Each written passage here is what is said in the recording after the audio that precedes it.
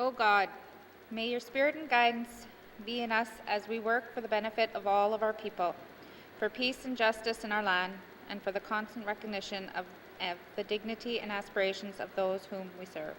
Amen. Amen.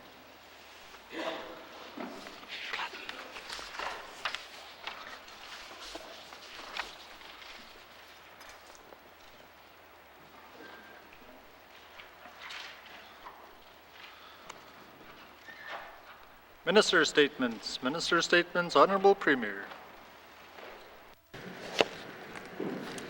Mr. Speaker, I welcome my colleagues back for the February to March 2023 sitting of the 19th Legislative Assembly. I hope you all had an opportunity over the last few months to spend time in your constituency hearing from residents and stakeholders so we can collectively and collaboratively work together to advance the priorities of the people who elected us to represent them. With just under 8 months left in the life of this government, we have much work to do. We must find ways to continue to advance the priorities of the 19th Legislative Assembly in the spirit of partnership and collaboration. I, along with my Cabinet colleagues, look forward to working with you to improve the lives of residents. The past 3 years have been interesting, to say the least. At the beginning of this Legislative Assembly, the first global pandemic in over a century required us to quickly shift our focus and prioritize protecting the health and well-being of Northerners. As we slowly adjusted to COVID-19 as endemic, we faced previously unseen flooding in communities which challenged the government of the Northwest Territories, communities and residents. Soon after, geopolitical instability, supply chain issues and rising costs became a concern as Canada reached a 40-year high inflation rate last summer. Cost increases continue to raise an already high cost of living for Northerners. All these issues have influenced this government's priorities and resource investments. Although we needed to shift our priorities depending on the situation, the work of government continued, and we have made significant progress on the commitments that make up the mandate of the government of the Northwest Territories. We have fulfilled 48% of our mandate commitments to date, up from 23.5% this time last year. 48% of commitments are in progress, down from 65% in February 2022, and we have no commitments still in the planning process. At this time, 4% of commitments are delayed and 0.5% have been discontinued. Mr. Speaker, this progress has been made despite the government having to refocus and redeploy staff as we shift our full attention to protecting the lives and well-beings of residents during the COVID-19 pandemic. When people look back at the legacy of this government and the 19th Legislative Assembly, it will primarily be remembered as the government that navigated the most significant public health crisis in the last century. But, Mr. Speaker, we are so much more than that.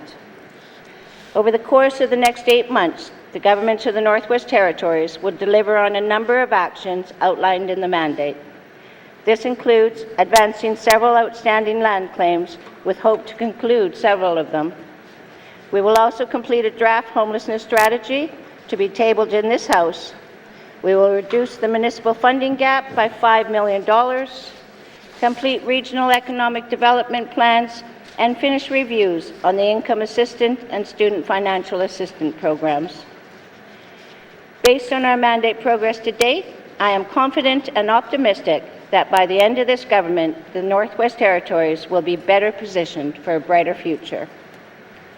The last 3 years, we have also increased the focus of reconciliation. Just a few short weeks ago, the Northwest Territories Council of Leaders, which this government is a member, agreed to a Memorandum of Understanding to work together to implement the United Nations Declaration on the Rights of Indigenous People. This MOU gives us a collaborative path forward on the development of a legislative framework for a new N.W.T. law that will implement the United Nations Declaration and a 5-year action plan to ensure effective implementation of the law.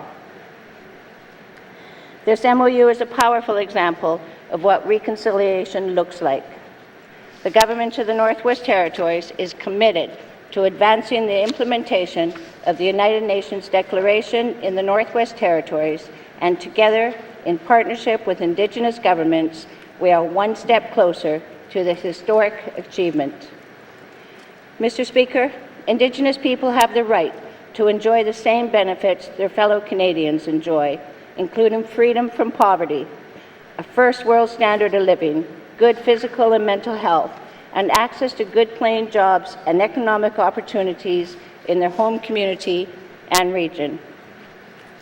By implementing the United Nations Declaration in partnership with Indigenous leadership, we are building an N.W.T. in which the human rights of Indigenous peoples are respected, celebrated, and implemented in every aspect of society. I am confident that we'll achieve this work in the life of this government. While the Government of the Northwest Territories will be the home of the legislation, we must ensure with our Indigenous government partners that the legislative framework meets the needs of Indigenous people and the governments that represent them. The United Nations Declaration will solidify already existing work that has been ongoing for decades in the Northwest Territories. Indigenous people must be part of the decision-making process, and their views and priorities must be represented at the very heart of our public government. They must not simply be a special interest group to be consulted as part of the process. The Northwest Territories is a leader in Canada and an example of how genuine partnerships with regional and community Indigenous governments based on mutual respect and recognition can lead to increased political self-determination and economic participation for the North's Indigenous peoples. This government has also been outstanding in our housing supports. We brought more federal funding to the Northwest Territories for housing than ever seen before. By the end of this legislative assembly, we'll have also implemented the largest increase in public housing units in decades, meeting one of the most critical mandate commitments of the 19th Legislative Assembly. By the fall of 2023, 100 new housing units will have been added to our public housing stock across the territory. In addition to the housing units put in place by the Government of the Northwest Territories, there's been an unprecedented investment in Indigenous governments' housing capacity. Mr. Speaker, this major accomplishment was achieved because of strong partnerships we have built with Canada and Indigenous governments to address the diverse housing needs of residents in all regions of the territory. This collaborative work is helping us to develop housing solutions that will benefit residents and the communities in which they live. The N.W.T. recognizes that we cannot address the housing needs alone. We are pleased that Indigenous governments are now playing a significant role in housing, and the federal government continues to provide funding directly to Indigenous governments and to the N.W.T. for housing in the Northwest Territories. There is not a one-size-fits-all solution to housing in the territory. Indigenous communities and governments have different needs, aspirations, and varying capacity. Housing solutions must be tailored to their unique circumstances. Only through collaboration and partnership with Indigenous governments, Indigenous organizations, and communities will we be able to effectively address the N.W.T's housing crisis and put us on a clear path to meet our mandate commitment to increase the number of affordable homes and reduce core housing need in communities across the territory. The Government of the Northwest Territories is also committed to an energy system that contributes to the territory's economic, social, and environmental well-being while doing our part to transition to a lower carbon economy. The N.W.T., with the assistance of the federal government, plans to invest approximately $194 million to implement the 2030 energy strategy over the next 3 years. This is on top of the approximately $138 million worth of energy-related investments made as part of the 2019-2022 Energy Action Plan. These investments support the goal of making our energy system more affordable and reliable while reducing greenhouse gas emissions. They will help stabilize the cost of power, increase alternative and renewable energy use, and explore the potential for longer-term transformational projects and emerging technologies. By 2025, we'll have reduced our greenhouse gas emissions by 51 kilotons, and our reduction trends show that we are on our way to meeting the reduction target, which is 30% of 2005 levels by 2030. The rising cost of living is having a significant impact on N.W.T. residents and businesses. Access to secure, affordable, and sustainable energy is vital for economic growth in the territory. By making investments that stabilize the cost of power, increase the use of alternative and renewable energy, and advance plans like the Inuvik Wind Project, the Fort Providence-Kakiza transmission line, and the Tolson Hydroelectricity Expansion Project, we are not only doing our part to reduce greenhouse gas emission, but we are also supporting a green economy in the north. Mr. Speaker, in early December 2022, I was in Ottawa with members of Cabinet to meet with federal Cabinet ministers and the Prime Minister to make our case on several key priorities in advance of the 2023 federal budget. These priorities help set the Northwest Territories up for economic growth and social success. We want to build on the partnership we had with Canada during the pandemic and to move key initiatives forward. Canada has been a supportive partner, but we need to move towards additional investment. We want to create connections in the territory. We want to expand our green energy potential, support a net zero future, expand our critical mineral opportunities, make education for Northerners more accessible, and build strong, safe, and thriving communities that demonstrate security through sovereignty. However, with our limited resources, collaboration with the Government of Canada and Indigenous governments is critical to closing the gap between the North and Southern Canada. Projects like the Tolson Hydro Expansion, Mackenzie Valley Highway, and the creation of the Northwest Territories' first Polytechnic University will develop our economic potential, support the transition to a green economy, and improve the quality of life for residents in the N.W.T. We have a lot to offer, and we want to contribute to Canada's economic future. The transformational opportunities that exist will not only support the development of our true economic potential, they will support national efforts to transition to a low-carbon economy and create long-lasting economic benefits that will be good for all Canadians. The Northwest Territories is positioned to be at the heart of the shift to a low-carbon economy. This means we can be a leader in the green mining and green energy technologies needed to help grow Canada's economy and achieve its objective of net zero emissions by 2050.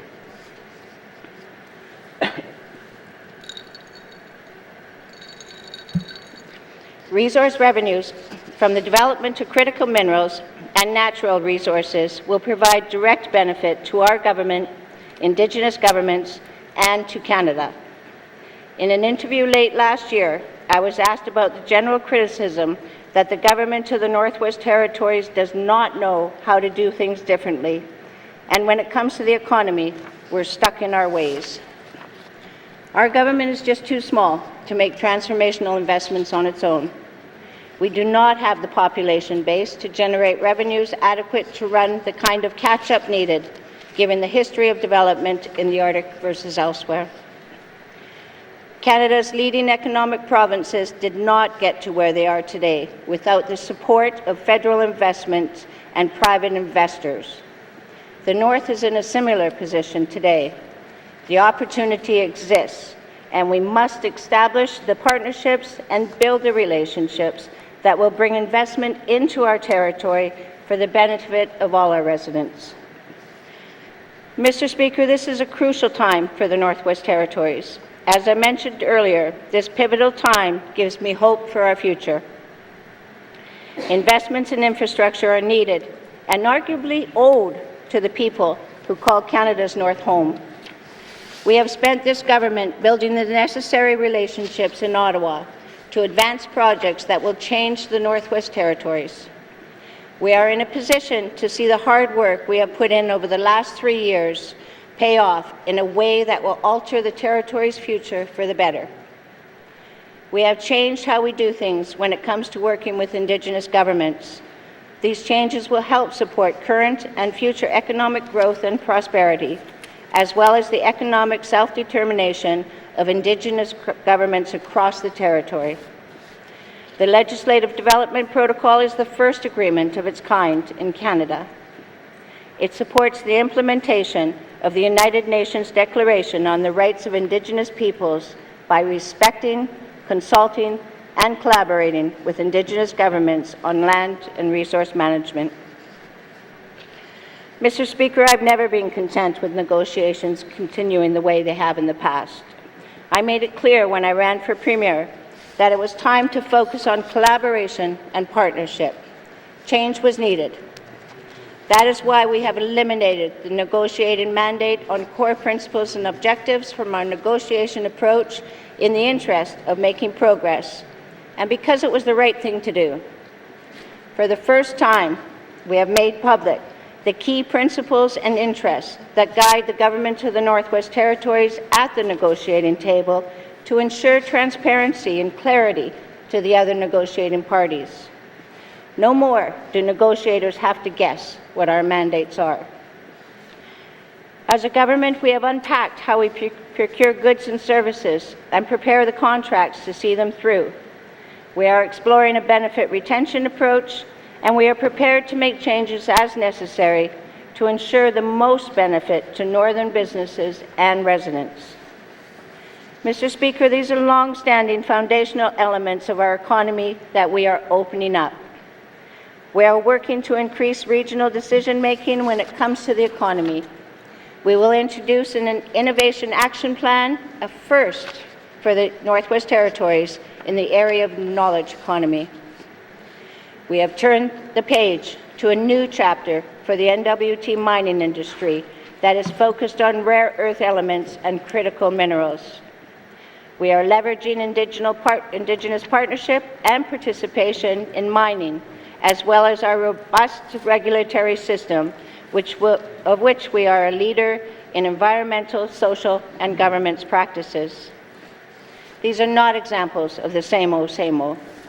They are changes that will affect not only this government, but will impact the way we do business in the future.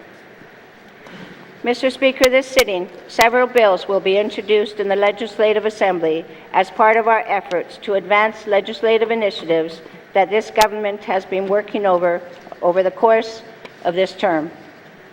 We are expecting to introduce several bills during this sitting, including bills that will advance reconciliation, improve health care, support businesses, impact women's lives across the Territory, and support our collective efforts to improve the lives of residents and communities. This work can only be completed by working closely with regular MLAs in the spirit of collaboration and partnership. I look forward to healthy, constructive discussion and debate on these legislative initiatives. The Finance Minister has tabled the last budget of the 19th Legislative Assembly. This budget focuses on where we are going in the next 8 months to ensure that the momentum that we have created carries on to the next Legislative Assembly. Mr. Speaker, we are putting the COVID-19 pandemic behind us. Despite the challenges faced, the government of the Northwest Territories has maintained stability during a time of uncertainty. We have worked hard to avoid reductions to the public service and to the programs and services we deliver to residents. Budget 23-24 will assist in ensuring future governments have the long-term fiscal sustainability needed to continue providing the support that residents need. Our accomplishments as a government over the course of our term, the work we continue to achieve, and the opportunities that await us in the future are all about partnerships, Mr. Speaker.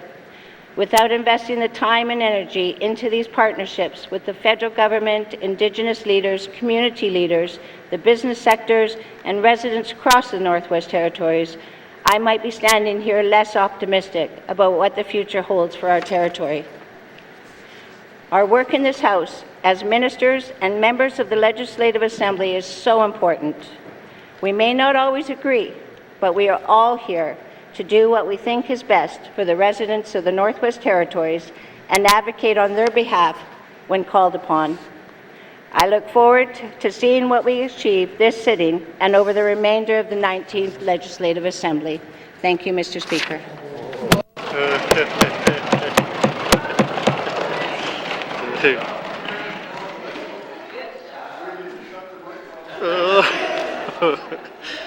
Thank the Honourable Premier. Minister statements. Minister statements. Member statements. Member statements. Member for Haver South. Thank you, Mr. Speaker. Mr. Speaker, in the last several years, illicit drugs have become commonplace in many of our communities. It has taken lives through violence and overdoses, and it has become an ever-growing public safety concern. Mr. Speaker, in our regional and small communities, we know who the suppliers and dealers are. We know where they are taking advantage of our most vulnerable population through buying or forcing their way into homes, which are then used as a base of operation. Drugs may be manufactured, distributed, or sold from those very premises, some which are government public housing units. No community in the N.W.T is spared from this activity. Community residents know where the drug houses are and want something done about it. They want those houses shut down and the suppliers and dealers gone. Mr. Speaker, often and unfairly, we hear blame placed on the shoulders of the RCMP and enforcement services. Mr. Speaker, the RCMP must work in the confines of the law, which include the Charter, restrictive legislation, emerging court decisions, all adding to administration backlog, lack of resources, and erosion of enforcement tools. Citizens do have rights, and those that are breaking the law know all too well what those rights are. Mr. Speaker, in 2007, during the 15th Legislative Assembly, a piece of civil legislation referred to as the Safer Communities and Neighbourhoods Act, which is commonly referred to as SCAN, was proposed by the government of the day, but was never enacted. Similar legislation exists and is being used successfully in other jurisdictions. SCAN targets residential or commercial properties identified as places where, among other illegal activities, the manufacture, sale, or use of illicit drugs has taken place. Based on tips and information from citizens, the legislation allows authorities to investigate and to take appropriate action to resolve the matter, which may include informal or formal action against the occupant or property owner. Or based on a reasonable inference, a court order is obtained to remedy the situation if the premises is being habitually used for a specified use, or, again by court order, have the property closed for a set period of time. It shifts the burden of proof from that of reasonable doubt used in criminal law to that based on a balance of probabilities used in civil law, that being a lower burden of proof to meet. Mr. Speaker, I seek unanimous consent to conclude my statement. Thank you, Member for Haver South. The member seeking unanimous consent to conclude a statement. Are there any nays? If there are no nays, you may conclude your statement. Thank you, Mr. Speaker. Mr. Speaker, talk is cheap when we already know what is needed. It is time we provide those frontline workers with enforcement tools that can be used to limit illegal activities that are taking advantage, harming, and killing our residents. SCAN is not the end-all. It is only one such tool, but it is a start. Thank you. Thank you, Member for Haver South. Member statements. Member statements. Member for Thacha. Thank you, Mr. Speaker. Mr. Speaker, in September 2022, I was contacted by a constituent about outfitter licenses. As this constituent was starting an outfitting business, offering boat charters, tours, and guided fishing and hunting trips in the South Slave region. So I emailed the Minister of ENR asking some questions on outfitter licenses under the wildlife business regulations, and I really did not like the answers I received. For context, Mr. Speaker, My constituent is an Indigenous man who was born and raised in Fort Smith, and he did apply for an outfitter's license, but the department denied his request. When I emailed the minister asking why he was denied, the minister said that ENR has not denied his request for a license, but clarified the type, eligibility, and number of outfitting licenses available. So, in essence, Mr. Speaker, the minister is denying that his department denied my constituent an outfitter's license. Well, my constituent applied for an outfitting license and his application was not granted. By definition, that action is a denial of that license. What's more frustrating, Mr. Speaker, is that according to the Wildlife Act and the Wildlife Business Regulations, there is a maximum of 7 outfitting licenses issued to operators who are not partnered with the local harvesting committee, and a maximum of 10 outfitting licenses for operators who are partnered with local harvesting committees. Plus, there's a lack of detail around the criteria for who can obtain an outfitting license and for how long they can hold them for. Section 37(1) of the Wildlife Business Regulation states the holder of an outfitting license is entitled to have a license issued annually for a period up to 10 years. Based on that, Mr. Speaker, it appears that the outfitting license are basically held forever within the 10-year time frame. So long as the outfitter complies with the rules, or what happens at the end of the 10-year time frame? How does this leave room for any new applicants to apply to be holders of an outfitter's license?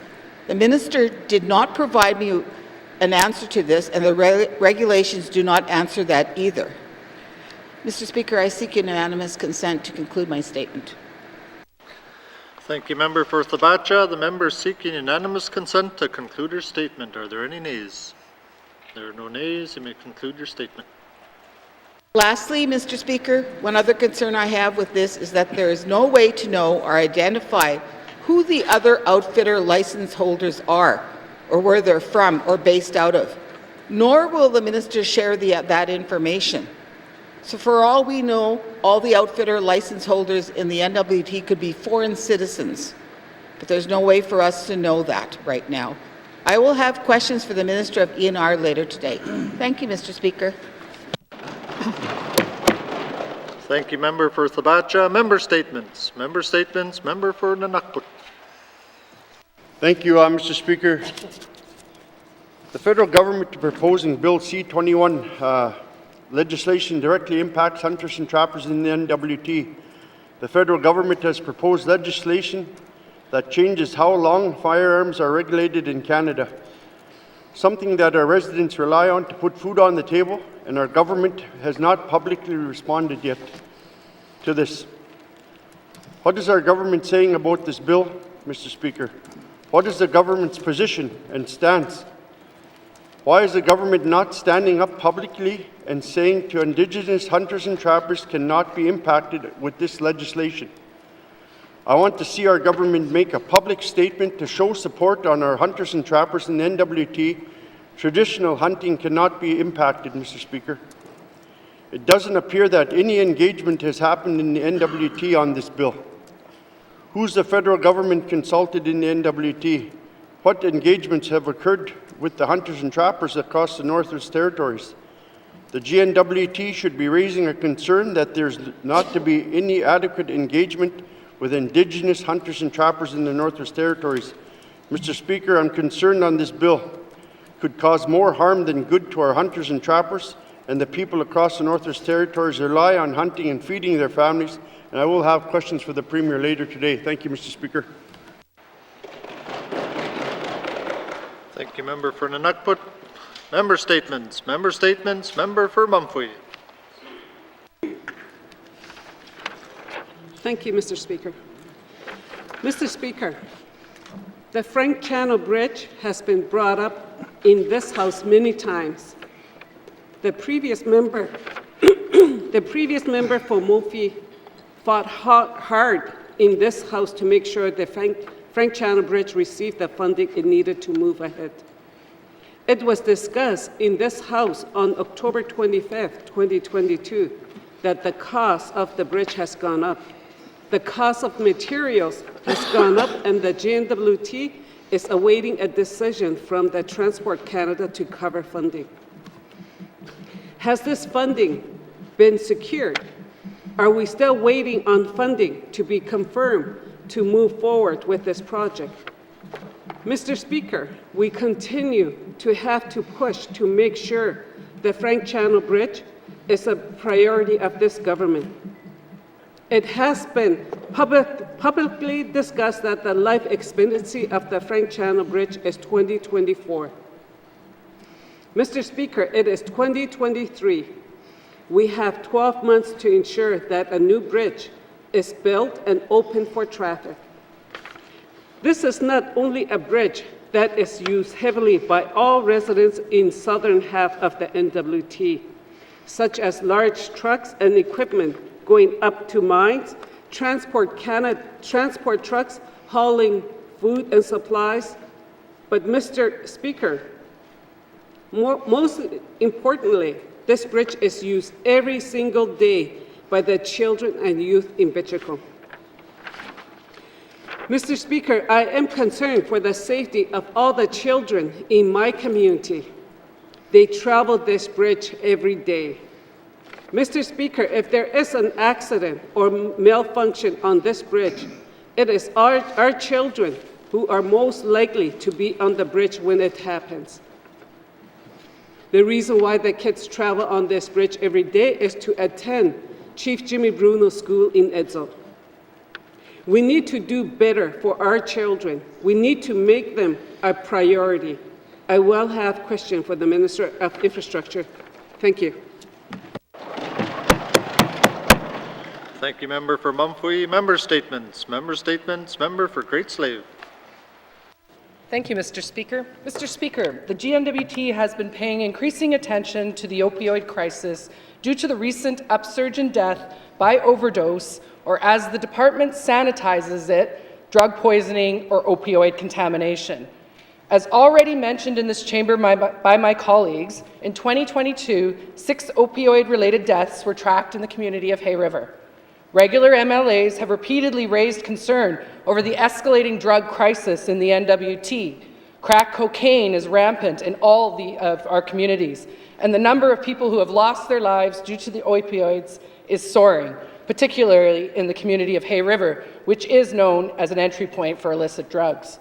On January 24th, the Chief Public Health Officer, the CEO for the Hay River Health and Social Services Authority, the Director of Child, Family and Community Wellness, and the N.W.T's Chief Coroner held a news conference to address the alarming drug poisoning deaths in Hay River in 2022. According to the Government of Canada, there have been 16 total opioid-related deaths in the N.W.T. from 2016 and partway into 2022. And more than half of all accidental deaths included alcohol and/or drugs. More men than women lose their lives due to drug toxicity. Nationally, data shows that men and Indigenous people are being disproportionately harmed by opioids. The 5-year trend for accidental deaths with the detection of alcohol and/or drugs increases each year. 2020 was an exception, where accidental deaths that detected alcohol and/or drugs declined. However, that is likely due to the isolation rules enforced around the pandemic. Except for in 2018, more men than women accidentally lose their lives due to toxicity in the N.W.T. Those who do not identify by gender are not tracked. In other words, there's no data being collected on how drugs and opioids are impacting this marginalized community. Nationally, opioid-related deaths and hospitalizations are the highest in the Western provinces, the N.W.T, and the Yukon. Yet, despite this, we have no treatment centre, no culturally appropriate place to send the people who are suffering.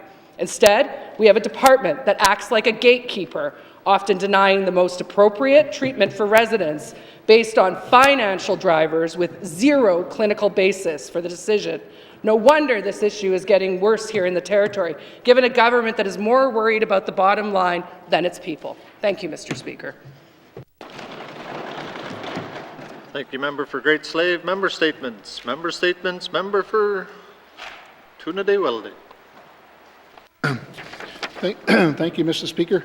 The Wood Buffalo 2023 Arctic Winter Games officially began on Sunday, January 29th with an opening ceremony at Legacy Dodge Field at Shell Place in Fort McMurray, Alberta, on Treaty 8 territory, ancestral traditional lands of the Cree, Dene, and Métis. Due to the COVID COVID-19 pandemic, the Wood Buffalo 2023 Arctic Winter Games is the first Arctic Winter Games since 2018 and is the 26th edition of the event starting in 1970 in Yellowknife, Northwest Territories. According to the Arctic Winter Game website, Commissioner James Smith, Yukon, Commissioner Stuart Hodgson, Northwest Territories, and Governor Walter Hinkle, Alaska, began the Arctic Winter Games in 1969 to provide a forum where athletes from the circumpolar north could compete in their own team, in their own way, and on their own turf. The focus of the Arctic Winter Games is to support and promote Northerners and traditional sporting competition that strengthens culture and social interaction, increase community pride, and enhance in self-esteem. I'm very proud to acknowledge all the athletes in the Northwest Territories, especially from the Tuna Day Willie Day riding that participated in the Wood Buffalo 2023 Arctic Winter Games in Fort McMurray, Alberta. From the communities of Detta and Delo, we have Disri Charlo, gold in hand games and bronze in the pole push. Gordy Lisk, gold in hand games and received the Fair Play pin. Gavin Pelosi, bronze in under 19 hockey. Taylin Sundberg, bronze in pole push. Arian Sundberg Koina, gold in hand games and silver in a stick pull. Rex Turner, bronze in basketball. From the community of Thutsake, Joel Catholic and Ashton Catholic, bronze in volleyball male category. Robin Catholic, gold in hand games. And from Fort Resolution, we have Jessica Sanderson with 1 gold, 3 bronze in the Denny Games category. Mr. Speaker, I just want to say thank you to all the athletes in the Northwest Territories, in particular my riding. Masicho. Thank you, member for Tuna de Welde. Member statements. Member statements. Member for Kamloops. Thank you, Mr. Speaker. Mr. Speaker, every session we pass a capital budget, operations and maintenance budget, or a supplemental appropriation budget for government spending. Tucked away in every one of those budgets are million-dollar expenses to sustain or improve our government's hold in the digital world. Over the years, these dollars have turned paper medical records into digital archives that allow residents to access more consistent health care across the N.W.T.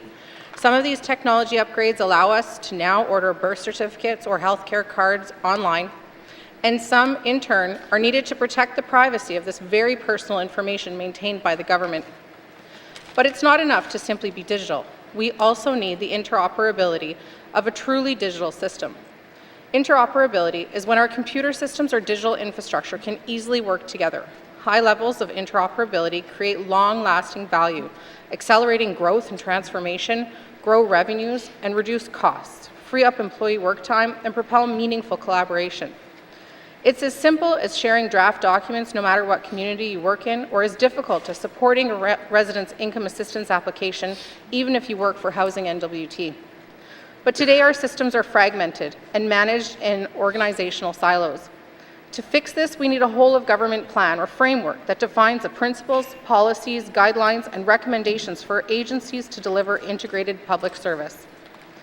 In 2019, 2020, 2021, and 2022, the GNWT was approved for $23 million in computer hardware and software spending. But in the same years, the GNWT actually spent over $41 million on computer hardware and software. Digital technology spending in the 19th Assembly seems to have come with a blank check, Mr. Speaker. We need to collect data. This data needs to be accessible for the programs and services that rely on it to grow, improve, and address the needs of NWT residents. So when I see spending that far exceeds the budgeted amounts, but I'm told that the silos are difficult to break down to properly serve residents because of the interoperability of our digital systems, I get frustrated, Mr. Speaker. We're shifting to electronic medical records once made the Northwest Territories digital leaders in Canada. We have now fallen behind, and it hasn't been for lack of spending. There is much to be gained by a digital government. Mr. Speaker, I seek unanimous consent to conclude my statement. Thank you, member for Kamloops. The member is seeking unanimous consent to conclude her statement. Are there any nays? There are no nays. You may conclude your statement. Thank you very much, Mr. Speaker. Mr. Speaker, there is much to be gained by a digital government. Improved resident experience, increased administrative efficiency, improved data-driven policy making, a more transparent government through open data, enhanced privacy, and of course waste reduction. I will have questions for the Minister of Finance at the appropriate time. Thank you, Mr. Speaker. Thank you, member for Cam Lake. Member statements. Member statements. Member for Detroit.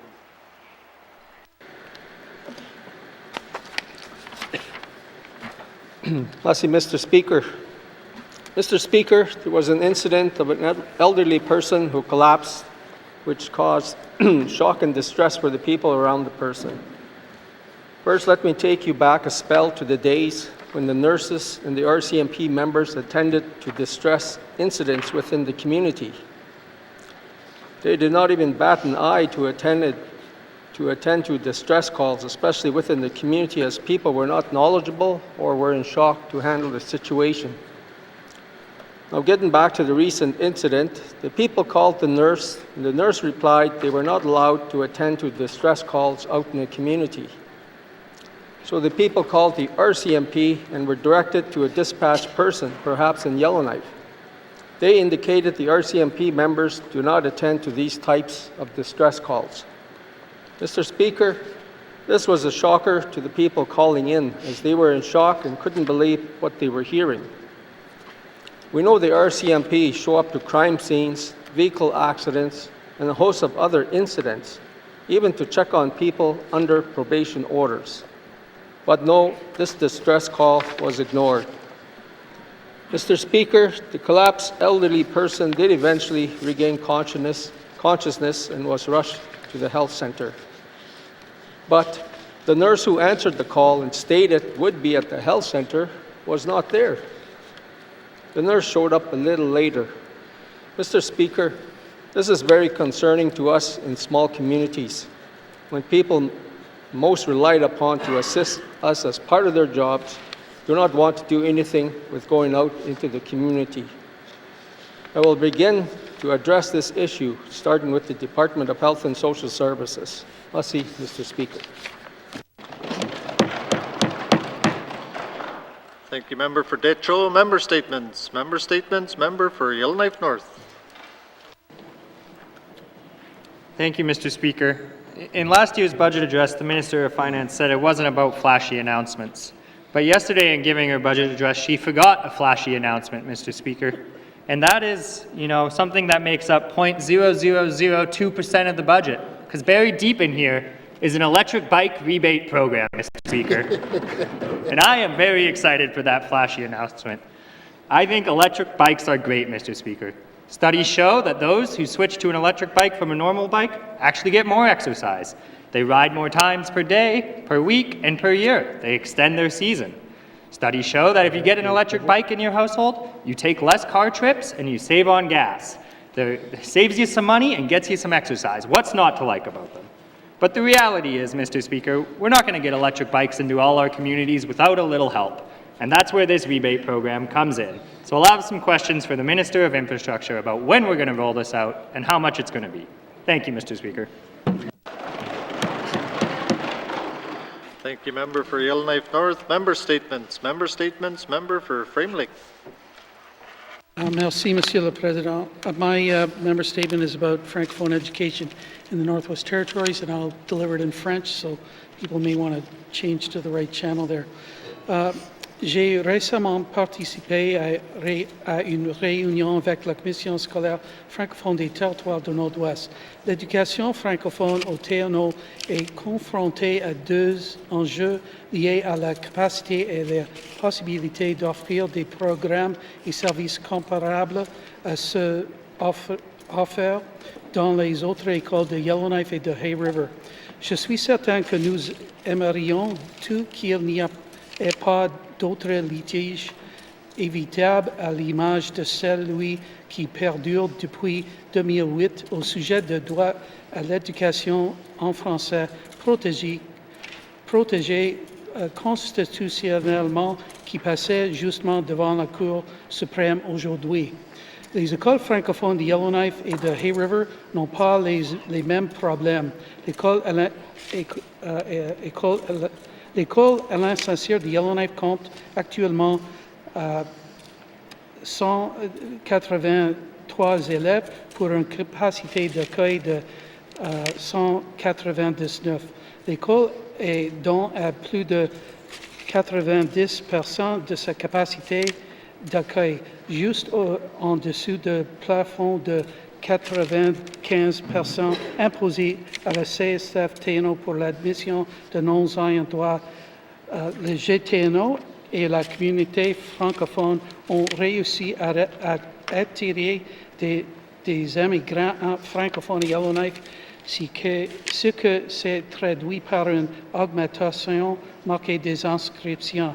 En outre, le récent agrandissement de l'école à la construction de magnifiques gymnases ont également incité davantage des élèves de secondaire à poursuivre leur parcours sur place. Dans ce cas-ci, on constate donc le besoin d'avoir une école secondaire francophone distincte à Yellowknife comme il s'est produit à Whitehorse en 2020. Les enjeux sont différents à l'école boréale de Hay River où 62 élèves sont présentement inscrits pour une capacité d'accueil de 119. Monsieur le Président, je demande le consentement unanime pour conclure ma déclaration. Merci.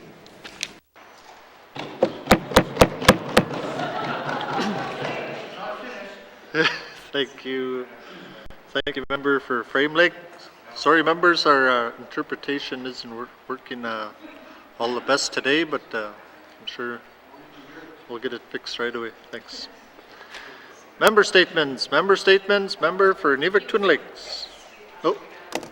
Oh, sorry.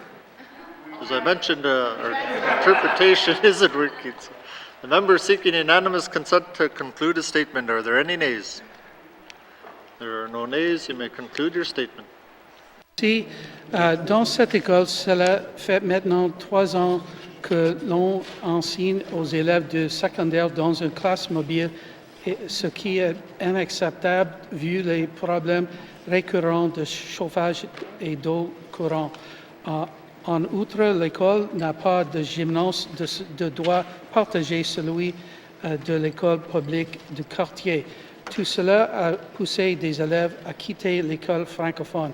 L'école Alain Saint-Cyr de Yellowknife, située dans la circonscription de Yellowknife, se trouvait dans une situation similaire en 2018. Avant que l'on procède à son agrandissement, j'aurais des questions pour le ministre de l'Éducation sur la façon dont le gouvernement prévoit appuyer le projet d'une école secondaire francophone à Yellowknife et sur l'agrandissement de l'école boréale pour y ajouter un gymnase et des salles de classe adéquates pour les élèves de secondaire. Merci, Monsieur le Président. Thank you, member for Frame Lake. Member statements. Member for N.W.T. Lakes. Thank you, Mr. Speaker. Mr. Speaker, I would like to take this time to thank the Minister of MACA and his staff for the invite to attend the Wood Buffalo 2023 Arctic Winter Games. Mr. Speaker, I have nothing to compare it to as this was my first time attending the Games, and I would have to say the Wood Buffalo Host Society did a great job hosting this event.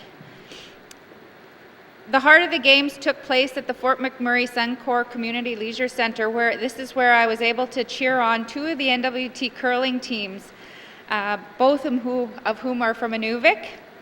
I watched some very fast hockey, Arctic sports, Dene games, as well as the opening ceremonies took place there. The games were spread out over the Wood Buffalo region, so transportation was a very big part of the host society, and I think they got it kind of organized after the first couple of days of transporting over 2,000 participants, coaches, and missions staff. I was able to travel north 40 minutes to Fort McKay to take in the speed skating as well as different rinks and gymnasiums throughout Fort McMurray. I was able to watch basketball and even more hockey.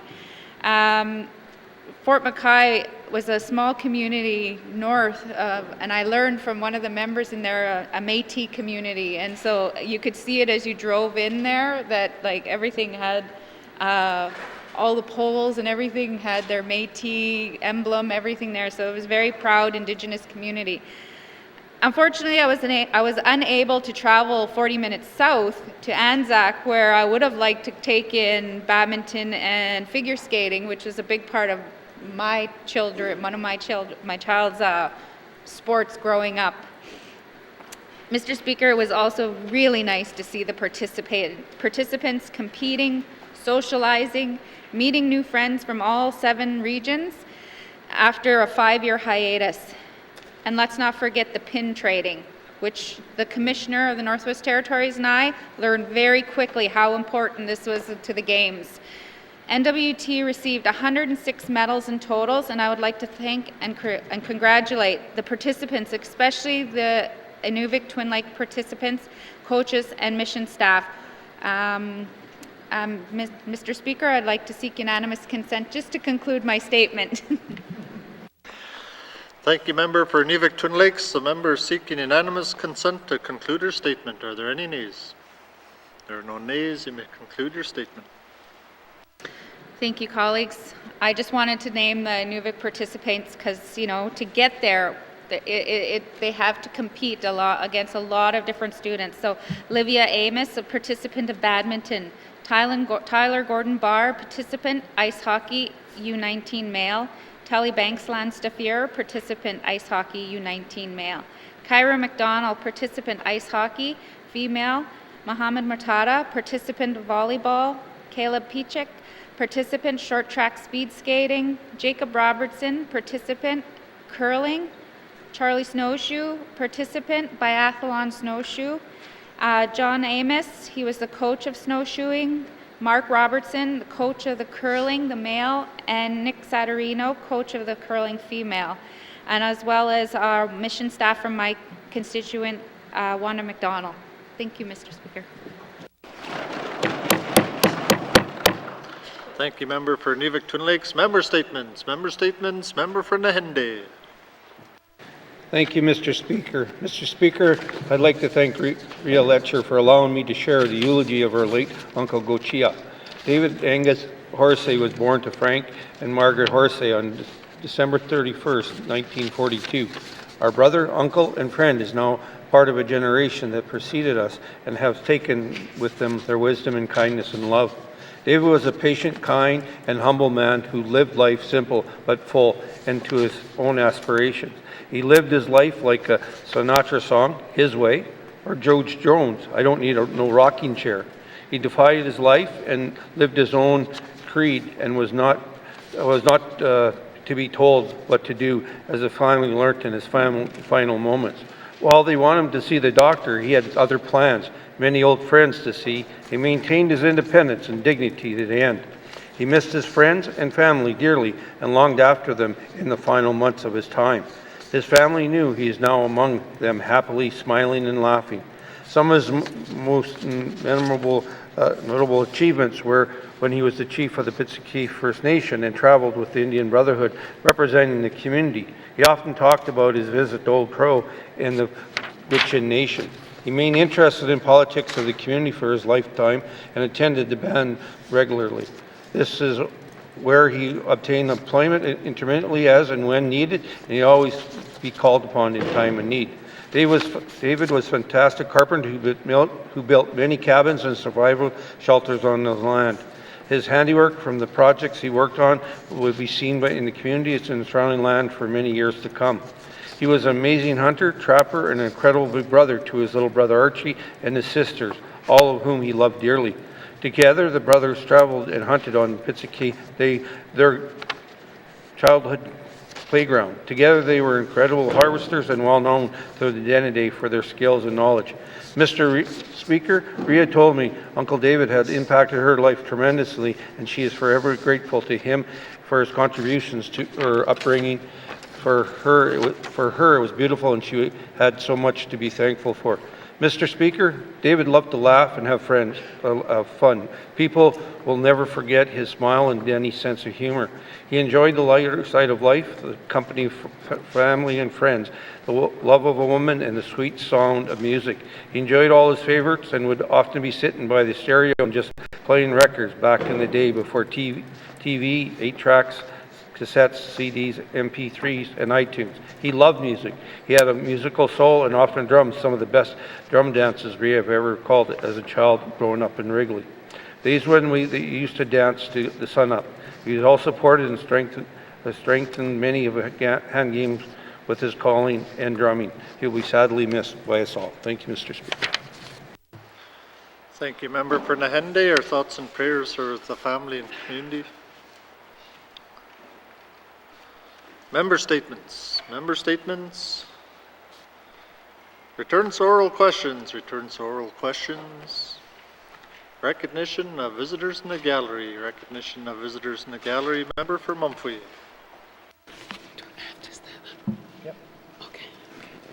Mr. Speaker, I would like to acknowledge and welcome Corinne Nitziza, originally from N.W.T.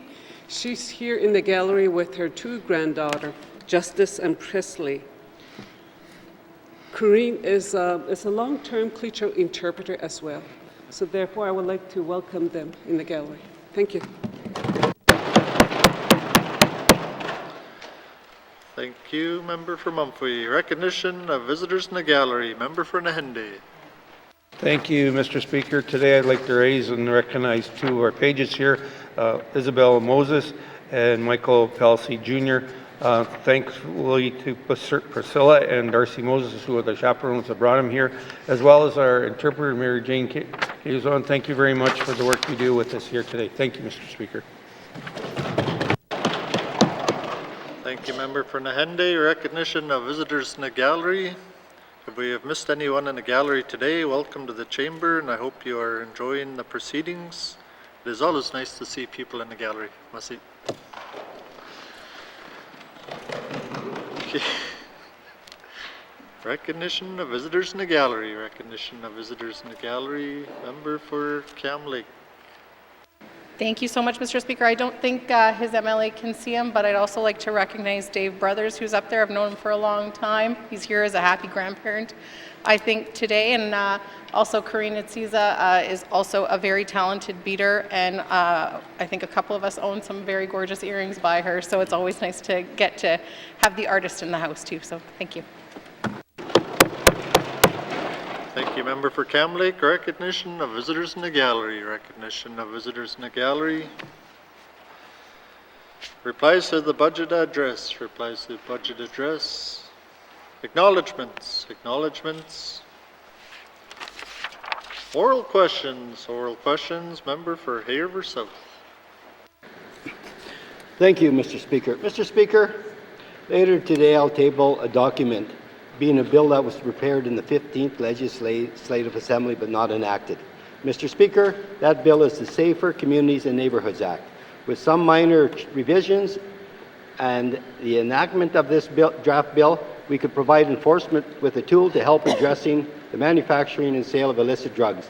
The legislation is already present and working in Alberta, Manitoba, New Brunswick, Newfoundland and Labrador, Nova Scotia, Saskatchewan, and the Yukon. So, Mr. Speaker, will the Minister of Justice confirm what enforcement tools are we using in the N.W.T to shut down known drug houses throughout the territories? Thank you. Thank you, Member for Haverhill South. Minister responsible for Justice. Thank you, Mr. Speaker. So right now the tools that are being used are the tools that are at the RCMP's disposal. Their ability to do investigations, to get search warrants, and the like. So what we don't have access to are a lot of the tools that other jurisdictions do that are not criminal law but civil law tools, like the scan legislation that the member is talking about. So unfortunately right now we have a limited set of tools in the territory. Thank you. Thank you, Minister. Oral questions. Member for Haverhill South. Thank you, Mr. Speaker. Yeah, and I thank the Minister for that answer. I think it's important that we look at expanding the tools that we do have And if that means going and looking at civil legislation, then that's what we should be doing. Mr. Speaker, will the minister confirm why we would want to look at civil legislation to deal with those drug houses? Thank you. Thank you, member for Haver South. Minister responsible for justice. Thank you. Over the last number of years, the tools that the RCMP have traditionally used have been eroded by changes to the criminal code, by Supreme Court decisions. So the reason to look at civil legislation is so that we can do our part to support the RCMP in addressing some of those issues. Civil legislation, it's much different than criminal legislation. It doesn't need to be enforced by RCMP officers. It uses a balance of probabilities as opposed to proof beyond a reasonable doubt. So there's a number of benefits to using civil legislation, and it just expands the toolbox that the law enforcement has access to. Thank you. Minister, oral questions. Member for Haver South. Thank you, Mr. Speaker. Mr. Speaker, it sounds like maybe we should be enacting this piece of legislation. It didn't happen in the 15th Assembly, but the difference now is that we have a lot of people dying because of drugs. Mr. Speaker, will the minister commit his department to undertake and complete a jurisdictional scan and review of the Safer Communities and Neighbourhoods Act used in other jurisdictions? Thank you. Thank you, member for Haver South. Minister responsible for justice. Thank you, Mr. Speaker. So we're at the tail end of this assembly. We have maybe 6 months left where we can actually get things done. Right now, the Department of Justice is working on the policies and legislation that we've been working on for a number of years and trying to wrap that up. So as of today, there isn't the capacity to go about and do that. However, times have changed. We're seeing new drugs. We're seeing new types of criminals in the territory. We're seeing a lot of interest from criminal organizations outside of the territory, in the Northwest Territories. So we have to change as well. So it's imperative that we look at these pieces of legislation. I think we have a moral obligation to do so, to do what we can to stop these deaths and the devastation that drugs are causing in the community. So while I can't commit to the work that would be involved in looking at this piece of legislation and doing all of that work, because it is a significant amount of work, I have spoken with the department, and I've let them know that we need to put our minds to this. We don't have a crime reduction unit in the Department of Justice, but that doesn't mean we can't look at more of these initiatives. We do have a number of initiatives, community safety officers, things like this, but it's clear that we need some more tools. So this has been the focus of a number of discussions I've had with the department. This piece, the scan legislation, is one piece. There's more communication. Other pieces could include more communication between the RCMP and the minister, other types of civil legislation, more support for municipalities.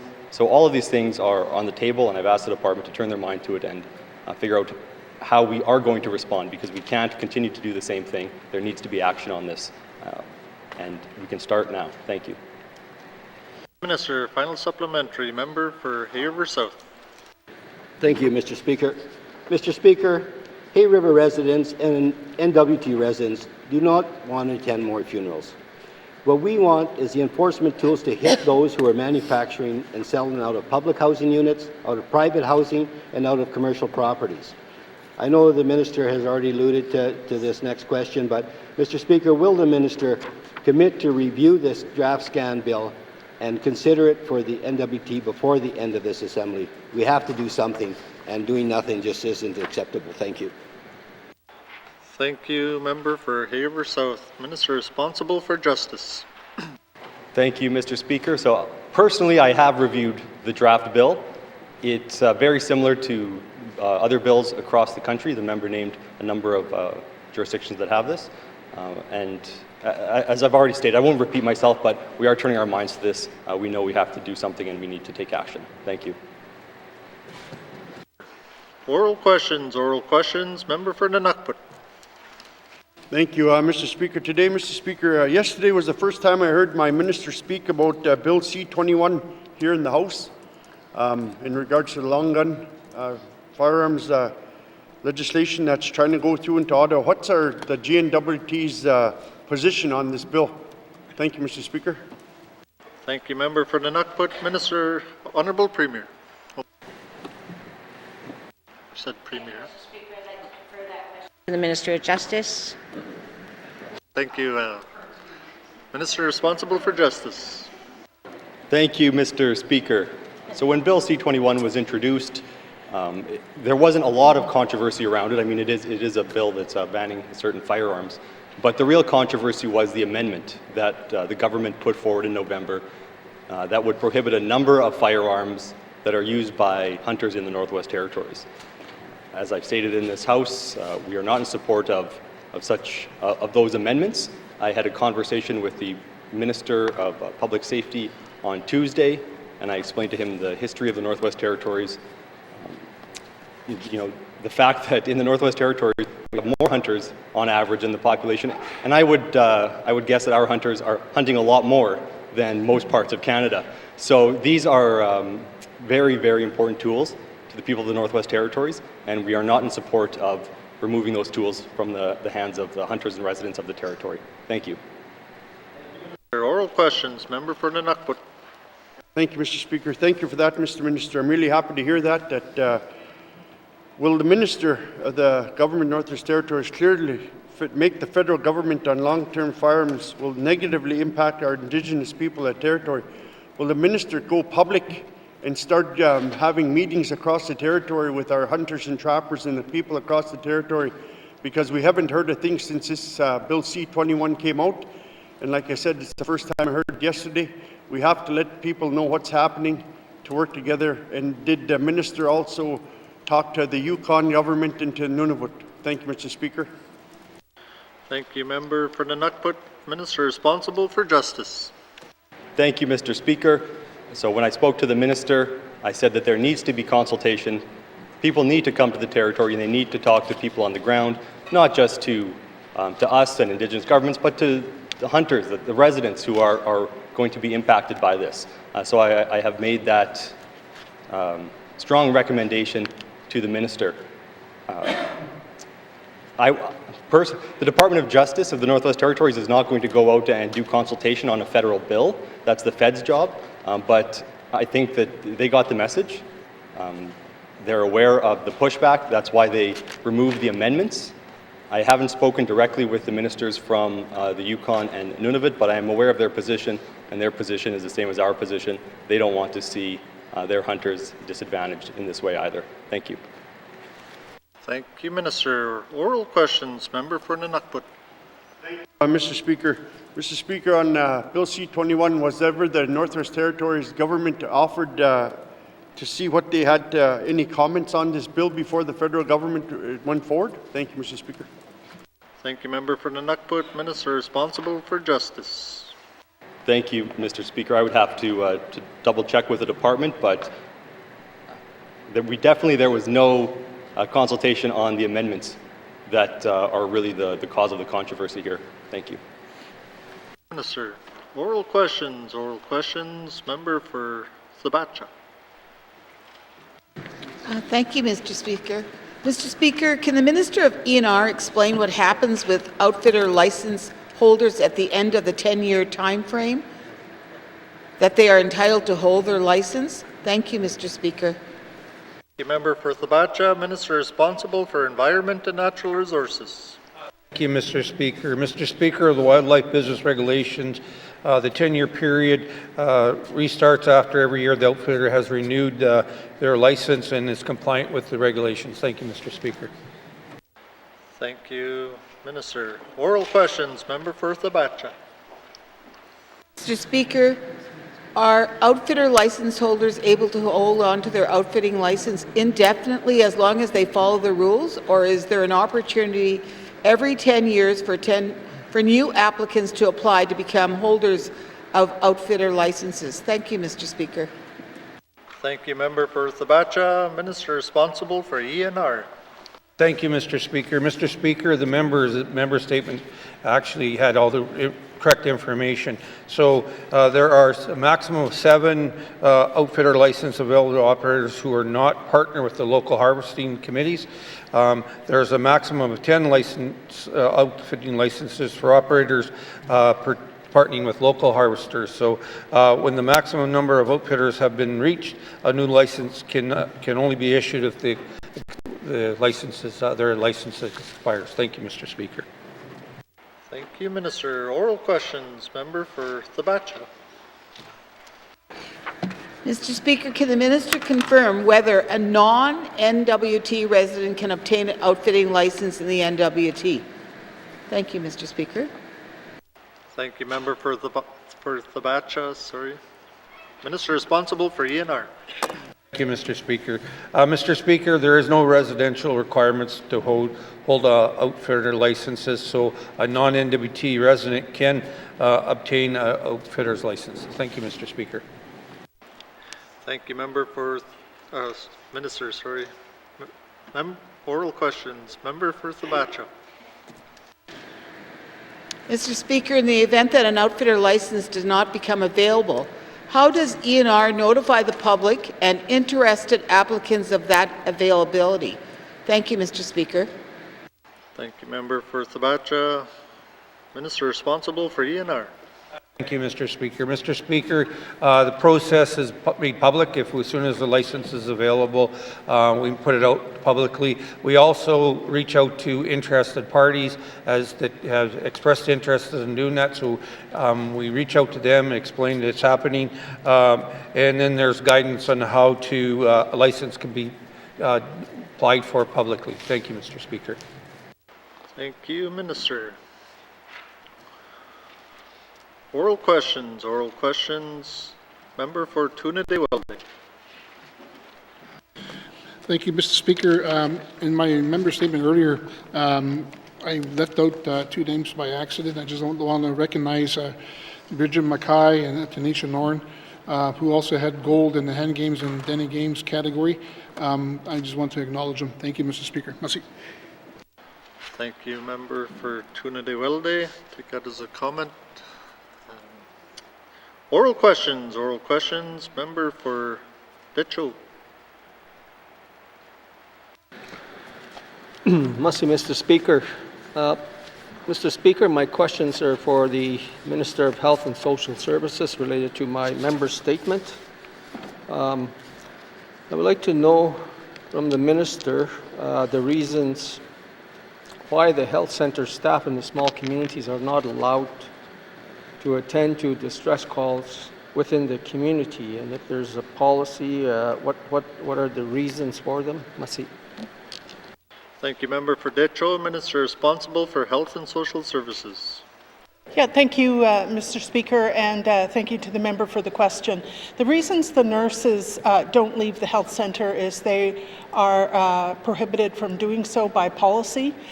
The emergency first responders who attend to immediate problems, car crashes, people fainting and so on, they are specifically trained as first responders, and they have the appropriate equipment, including transportation, to respond to the situation. So there are 4 communities in the N.W.T. where municipalities provide that service, but unfortunately this does not happen in the small communities, and I realize that that is less than ideal, especially when you have a very concerning case like the one the member mentioned. Thank you. Thank you, Minister. Oral questions. Member for Decho. Mr. Speaker, and merci to the Minister for the answer. Yeah, our community, we don't have no ambulance services, but I know the health center has a van and a bunch of other vehicles. Apparently, there's no first responders in most small communities, and that's the challenge we have. The only people we have close to that don't attend to these kind of calls are the volunteer fire department, as they only attend to anything related to fire. I'm wondering if the minister could commit to working with other departments, probably the whole of cabinet initiative, to look at training first responders for small communities. Merci. Thank you, member for Decho. Minister responsible for Health and Social Services.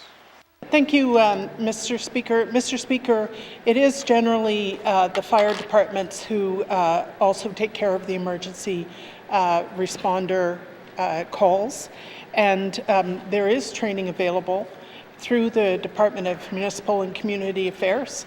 It was being done online during the COVID time, but I think it's gone back to in-person training now. So I would encourage the member to connect with my colleague, the Minister of Municipal and Community Affairs, for more information. Thank you. Thank you, Minister. Oral questions. Oral questions. Member for Kamloops. Thank you very much, Mr. Speaker. Oh boy. Thank you very much, Mr. Speaker. Mr. Speaker, my questions today are for the Minister of Finance. Mr. Speaker, why has the G&W.T overspent its computer hardware and software budget for every year during the 19th Assembly, and how does the G&W.T intend to more accurately budget its digital infrastructure spending? Thank you. Thank you, Member for Kamloops. Minister responsible for Finance. Thank you, Mr. Speaker. Mr. Speaker, I appreciate the member's observation. There certainly are budget lines that go department by department, which can make it difficult perhaps to look at from a corporate perspective. I am, however, happy to say that Department of Finance is now putting in practice a way to better review and report on those specific items, computer hardware and software. That should make it easier to look at this from a government-wide perspective and ensure that we are obviously controlling those costs, but also better servicing the public through having better control over what products we have and making sure the departments have what they need. Thank you, Mr. Speaker. Thank you, Minister. Oral questions. Member for Kamloops. Thank you very much, Mr. Speaker, and I appreciate that the department is taking note and putting in better controls to look at the spending on digital infrastructure. And just to be clear, I'm not opposed to digital infrastructure, and I want to be really clear as to what my interest is in this. Since the very beginning, I've been asking about integrated service delivery of the public service, and this is one of the barriers to being able to do that properly.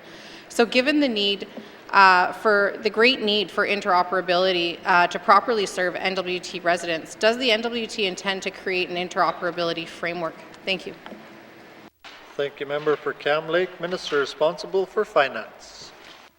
Thank you, Mr. Speaker. Mr. Speaker, the member must be reading my social media. I had the opportunity to attend an FPT recently where I think my lead word was interoperability. It is something that, quite frankly, doesn't sound very exciting, not the sort of thing that gets somebody's political blood boiling, but is quite critical to the functioning of the services from the IT perspective, and one that we need to do a better job of, Mr. Speaker. There's really no way around that, so I'm pleased to have some attention here. It's been brought to my attention by my officials that that's a lack of attention, lack of awareness and understanding of what it is. Of what this is, that doesn't give it the attention and therefore the clout that it needs. So happy to speak to this, and happy to also say in light of that, Mr. Speaker, we are putting forward through the Office of the Chief Information Officer a framework this fiscal year, and that will give guidance to get to a place where we can say that we have proper interoperability with that framework in place to provide the kinds of policies, programs, guidelines, that corporate structure that is required for it. Thank you, Mr. Speaker. Thank you, Minister. Oral questions. Member for Kamloops. Thank you very much, Mr. Speaker. And yes, a good message to all ministers. I am watching your social media very closely. Mr. Speaker, I'm wondering how this framework will help reduce silos, and how will it be ensured that departments are coordinating in their software and hardware purchases? Thank you. Thank you, Member for Kamloops. Minister responsible for Finance. Thank you, Mr. Speaker. Mr. Speaker, in many ways, this is the culmination of why ISSS was created in the first place under the last administration, and now is coming more and more to its fruition. Again, I know we've said this more times than I'd like to count. COVID was not a help in this particular regard. It was certainly a big draw on this particular division to be supporting some of the transitions required during COVID. But now, turning back to what should be regular business, the Chief Information Office does create a business partner approach with departments. This is meant to have that cross-jurisdictional committee effort, bringing departments and representatives from departments in to be able to discuss and look at what are the IT needs, not unsimilar or not dissimilar to how it happens over on the capital planning side, where ADMs from all departments come together to work on these requests. Now we'll be doing that on the IT side better as well. Thank you, Mr. Speaker. Thank you, Minister. Final supplementary, member for Kamloops. Thank you, Mr. Speaker. Mr. Speaker, one of the things that the government is doing is currently evaluating all of the redundancies and efficiencies of its programs and services through government renewal. And so I'm wondering if ISS itself is involved in its own government renewal process, focused on the interoperability of G&W.T digital infrastructure and redundancy reduction between G&W.T departments. Right now, there's a lot of silos happening. There's a lot of fragmented digital systems. There's a lot of purchasing that's happening individually within departments. And so I'm wondering if they're doing kind of their own capture of inventory of systems throughout the government and evaluating how to bring those together. Thank you. Thank you, member for Kamloops. Minister responsible for finance. Thank you, Mr. Speaker. Again, Mr. Speaker, very timely. This is something that I think a lot of the provinces and territories are becoming very aware of and the importance of. It's a table that provinces and territories sit at together as a symposium because it's an issue that doesn't necessarily get the attention until something goes wrong. So very happy to be able to speak to it now, to give it that kind of attention it deserves in advance, so we can try to be more proactive going forward. As I've said, Mr. Speaker, the Office of the Chief Information Officer at the helm of Information Shared Systems Services, or is now in a position to start to put those pieces together to develop this kind of framework. We're not outside the government renewal process. ISSS is part of government renewal, just as is every other division, and they've gone through the process of having their inventory done and can now get down to the work of ensuring that they are providing a framework for all of government to improve the IT services. Thank you, Mr. Speaker. Thank you, Minister. Oral questions, member for Yellowknife North.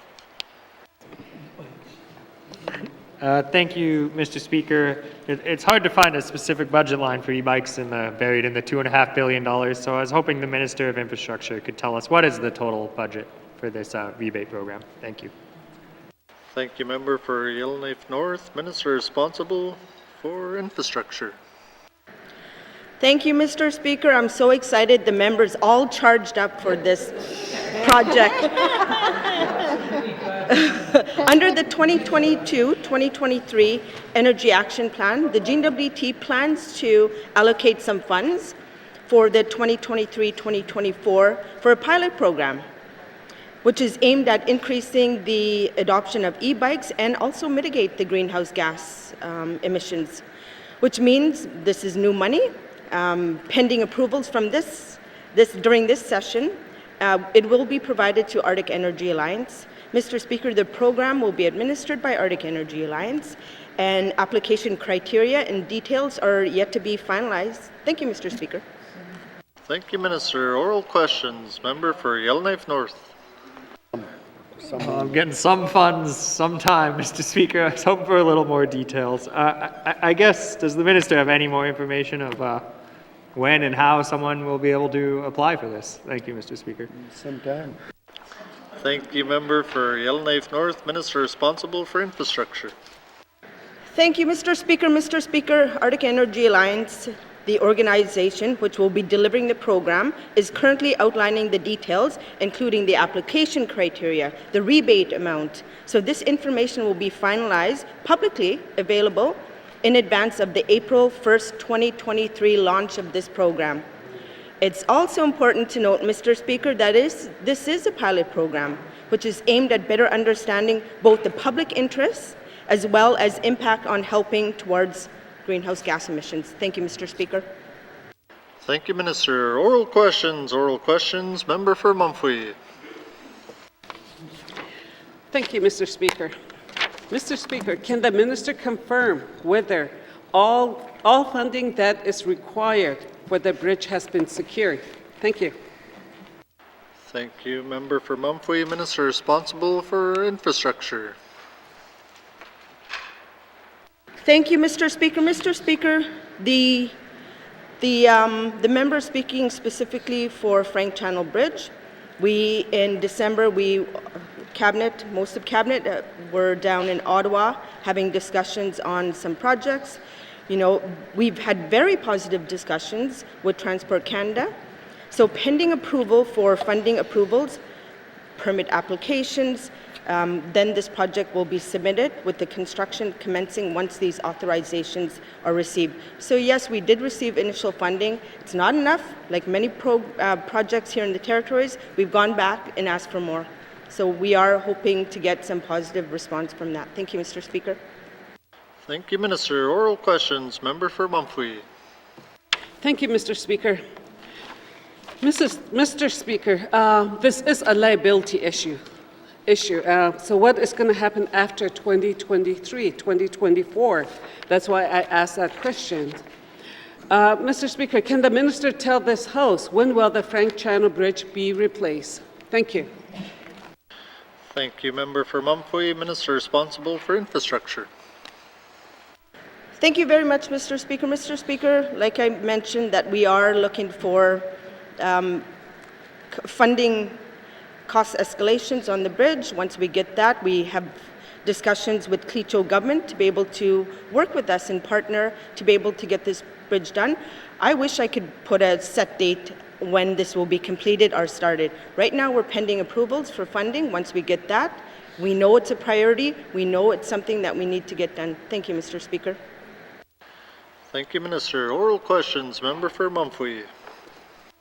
Mr. Speaker, this bridge, Frank Channel Bridge, is important for all of us, for all the Northwest Territories, as mentioned. So I want to ask the minister, when was the last structural assessment completed on the Frank Channel Bridge? Thank you. Thank you, Member for Mumphrey. Minister responsible for infrastructure.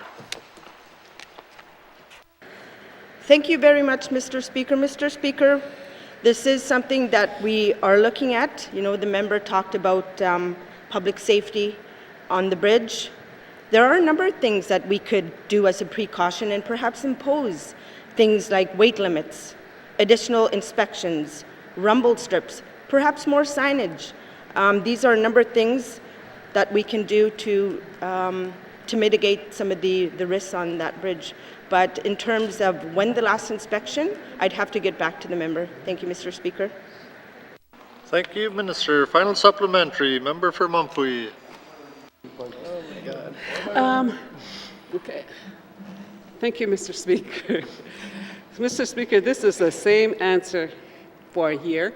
So what is the plan if there is no money? What if the federal government says there is no money? So what is the plan after this? Member for Mumphrey, Minister responsible for infrastructure. Thank you very much, Mr. Speaker. Well, you know, as I mentioned, when we were in Ottawa, we had some really good discussions for the Frank Channel Bridge and speaking with the Transport Minister. As for the plans, right now we're looking at getting cost escalations for the project.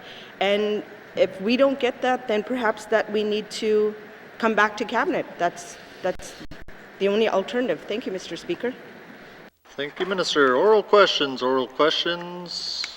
Member for Kamloops. Thank you very much, Mr. Speaker. Mr. Speaker, I have a set of questions here that I'd like to ask to the Minister of Infrastructure today. My first question is in regards to the DIM system that the N.W.T uses to house all of its documents. And I'm wondering, why is DIMS housed within the Department of Infrastructure and not within the Department of Finance, where the Office of the Chief Information Officer sits? Thank you. Thank you, Member for Kamloops. Minister responsible for infrastructure.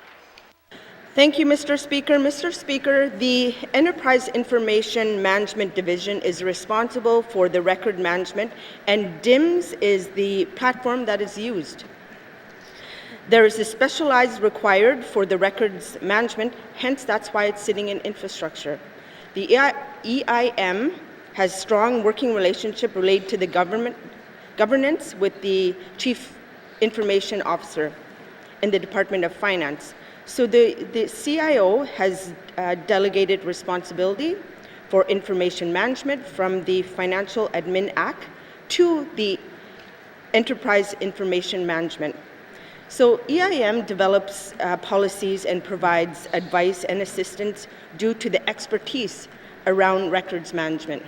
Mr. Speaker, this is a government-wide program which is focused on managing information assets and government DIMS, manages both the electronic and the physical records, as well as that the N.W.T Centre holds. Thank you, Mr. Speaker. Minister, oral questions. Member for Kamloops. Thank you very much, Mr. Speaker. Mr. Speaker, when I once upon a time used to work at the Department of Finance, I had the privilege of using DIMS. I adore DIMS. It makes it easier to find documents and store them and share them with your colleagues. So, Mr. Speaker, I'm wondering what departments still need to be loaded onto the DIMS system in order to access it as part of their regular workspace. Thank you. Thank you, Member for Kamloops. Minister responsible for infrastructure. Thank you, Mr. Speaker. Mr. Speaker, you'll be happy to know that as of January 2022, the Education, Culture and Employment has begun the rollout, and we're working with Health and Social Services to be able to assist them in implementing the DIMS program. So Health and Social Services are looking at migrating 2 of their divisions as a starting point. So, I mean, this is great. We're starting to move all of our different departments into one integrated system. Thank you, Mr. Speaker. Thank you, Minister. Oral questions. Member for Kamloops. Thank you very much, Mr. Speaker. Mr. Speaker, there's another reason why DIMS is really important, and it's for access to information and privacy protection as well. And the ATIP Act is also rolled into kind of being able to use that system as well.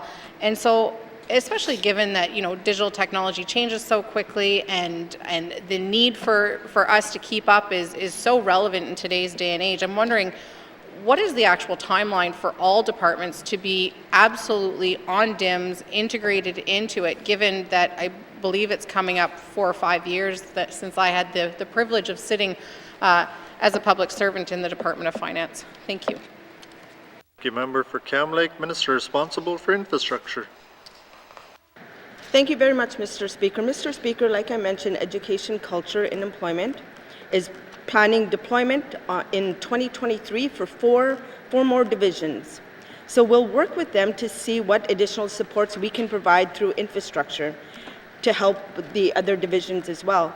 And I mentioned Health and Social Services has indicated 2 more divisions that could go forward, but we'll need to see how else we can support them to get to the other units that we need to combine as a whole. Thank you, Mr. Speaker.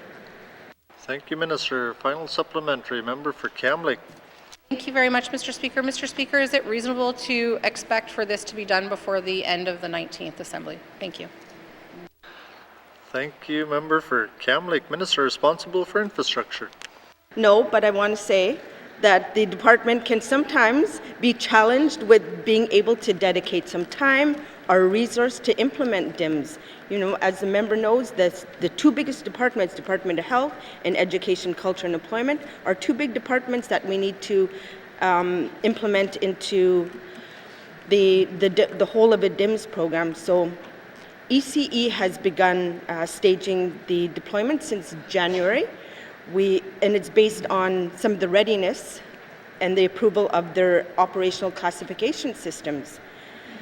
The Health and Social Services, as I mentioned, we're getting closer. No, I don't think we're going to get there by the end of this session. Thank you, Mr. Speaker. To get this done right, that's what it takes. Thanks. Thank you, Minister. Oral questions. Member for Framelik. Merci, Monsieur le Président. My questions are for the Minister of Education, Culture and Employment on Francophone education in the N.W.T, and probably to the ministers. In my own relief, I'm going to be doing them in English. So, École L'Incensière in Yellowknife is at 90% capacity with a trend of increasing enrollment, fueled by N.W.T-supported immigration and retention of students. Can the minister tell us what triggers planning for a new or expanded school, and whether discussions have started with the Commission scolaire francophone des territoires du Nord-Ouest? Merci, Monsieur le Président. Thank you, Member for Framelik. Minister responsible for EC&E. Thank you, Mr. Speaker. And in a way, these are champagne problems, as they say. We have been working on increasing immigration, and so we've seen those numbers go up as well. Earlier in this government, we introduced some more liberal regulations, expanding access to French first language education to non-rights holders. So this is a sort of a situation of our own making. And in terms of the conversations about facilities for CSFTNO, I wouldn't say they've started. I would say they've never ended. They've been ongoing for many, many years. The way that our process works is that each year school boards provide ECE with their requested capital projects. Sometimes it is something small like blinds for classrooms, and sometimes it is a school. And so we started having those discussions for this year with the CSFTNO. And I think that both us and the school board have been waiting on those census numbers to indicate how many rights holders there are in the territory so that we can have an informed discussion. I will say that I have spoken to students at Ecole Boreal in Hay River. They asked me about a gym, and I wish I had better news for them, but the fact is it is difficult to get new infrastructure. We have a school standards, and when we build new infrastructure or we renovate, we do it so according to those standards. But in the territory, we have 49 schools, and we look at each of those schools. They're assessed by the Department of Infrastructure, and they're assigned a rating based on their condition. Unfortunately for Ecole Boreal, or sorry, maybe I'll just leave it at that. I'm sort of getting off track here. Sorry, Mr. Speaker.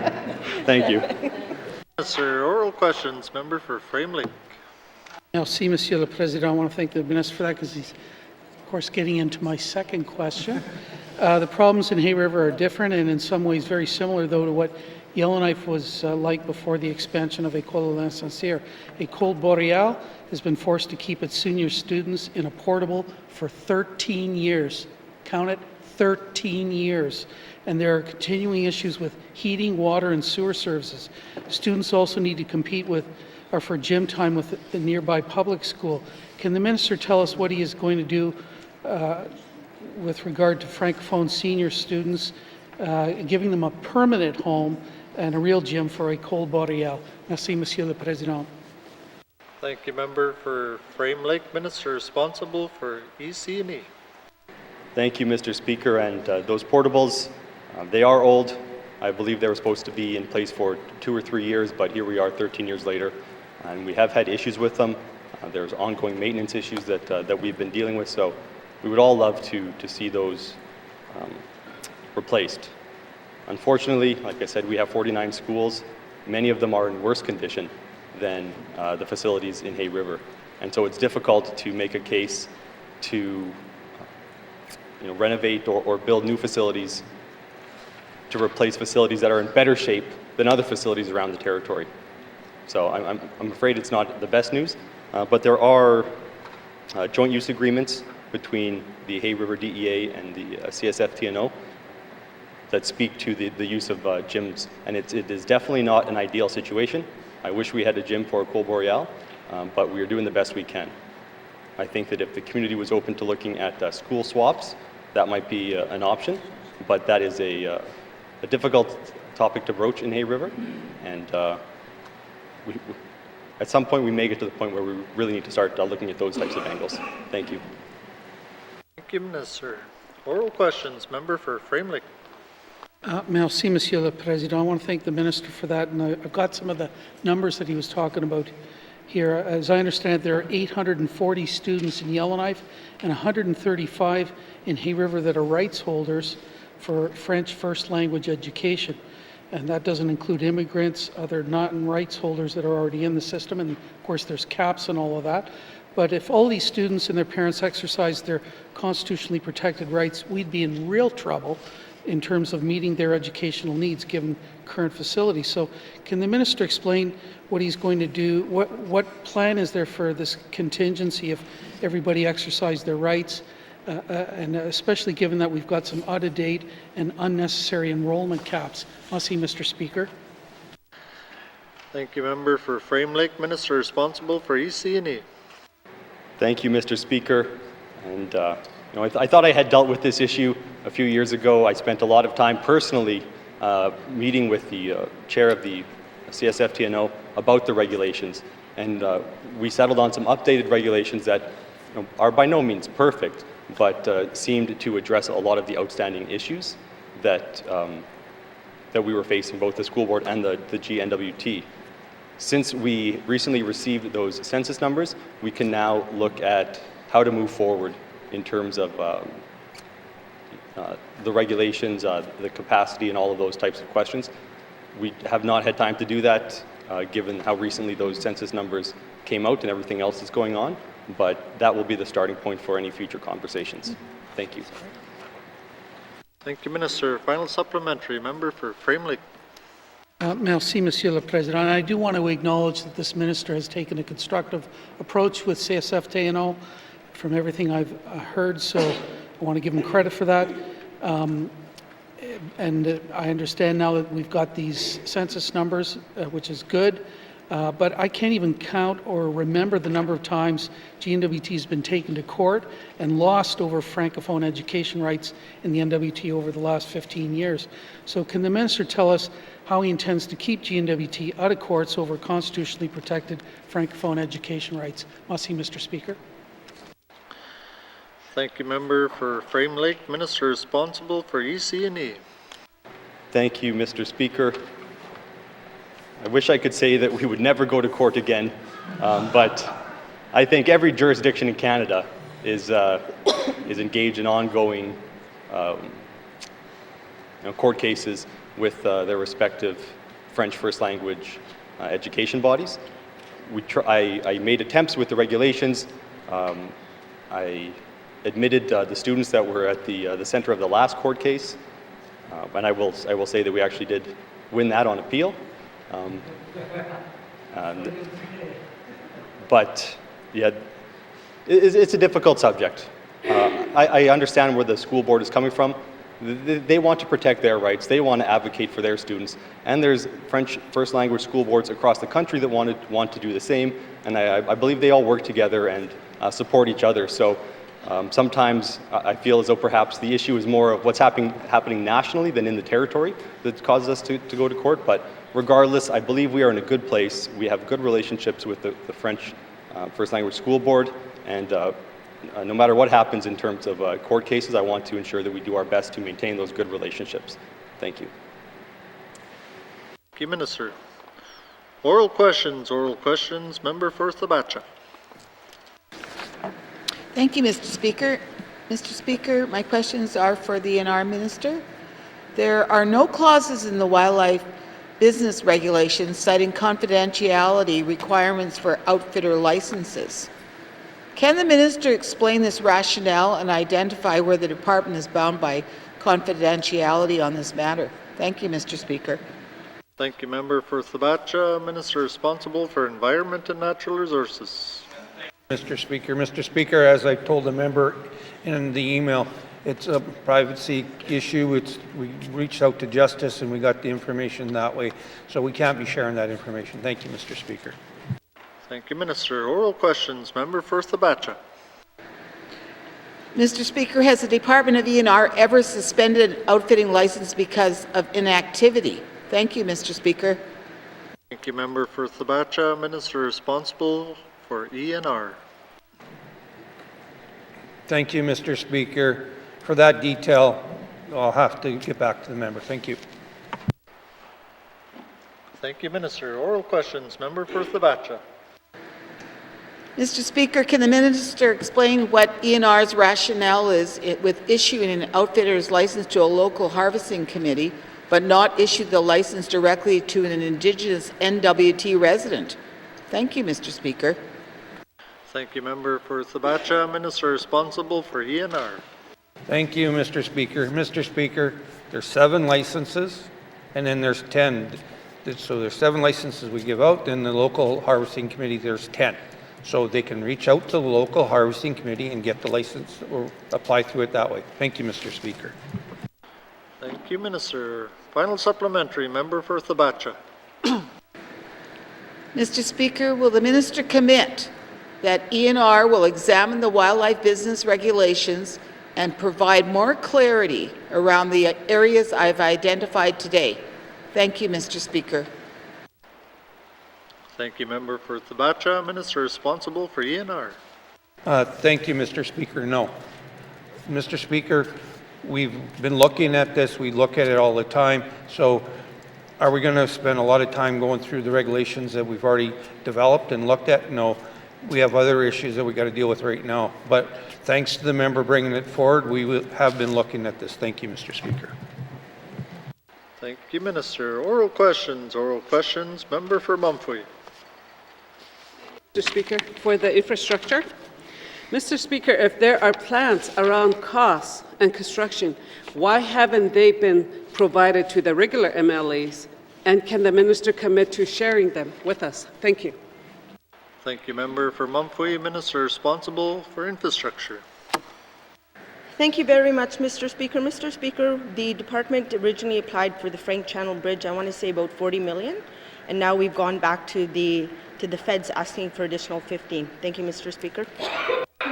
Thank you, Minister. Oral questions. Member for Mumfree. Mr. Speaker, can we have the cost in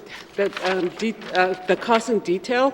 Can we have the detail to the cost of the constructions instead of just telling us?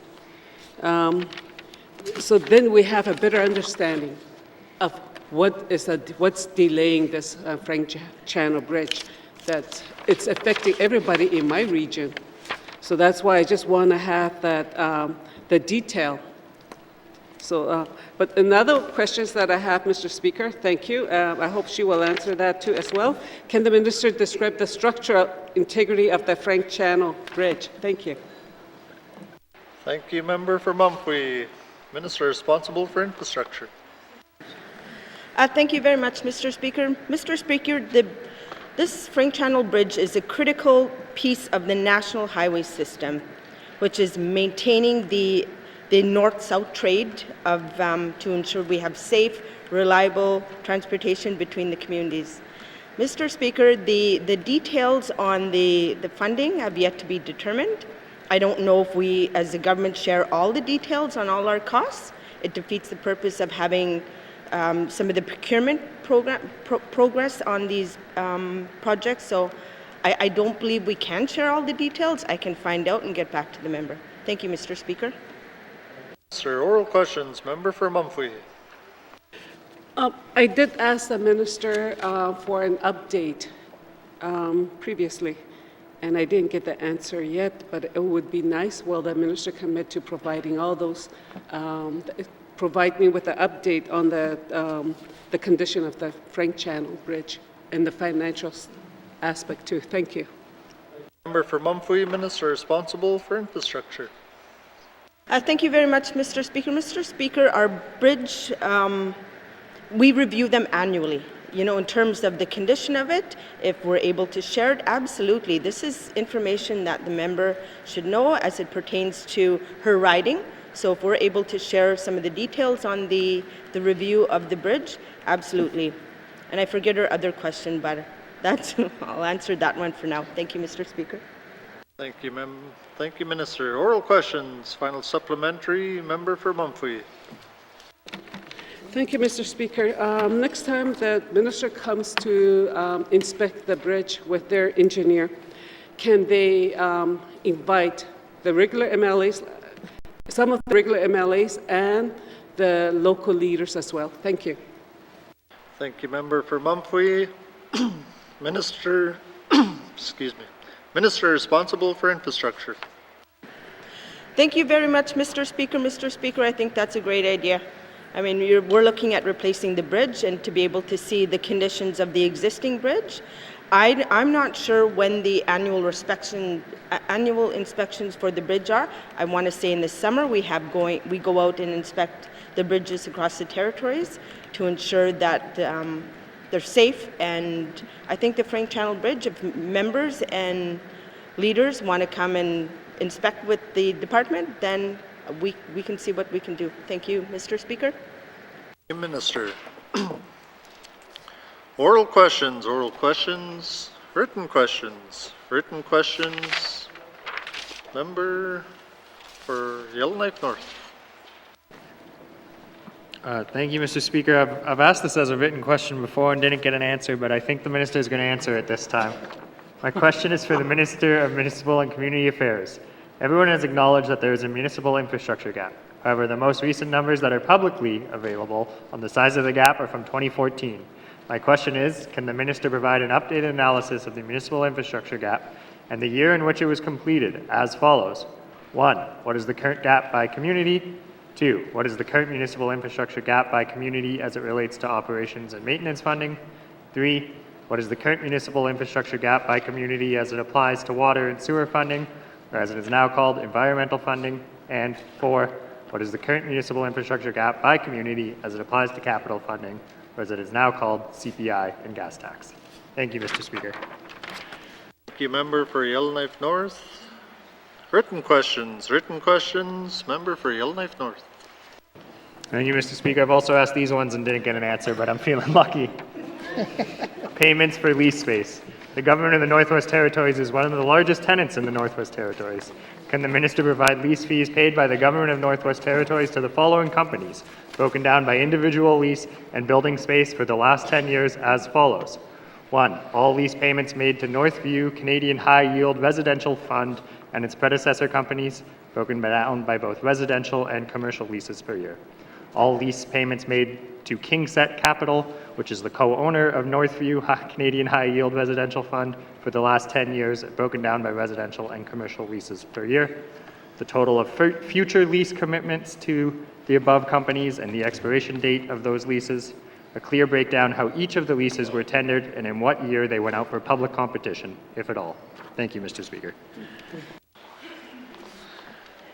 Thank you, member for Yellowknife North. Written questions. Returns to written questions. Replies to Commissioner's address.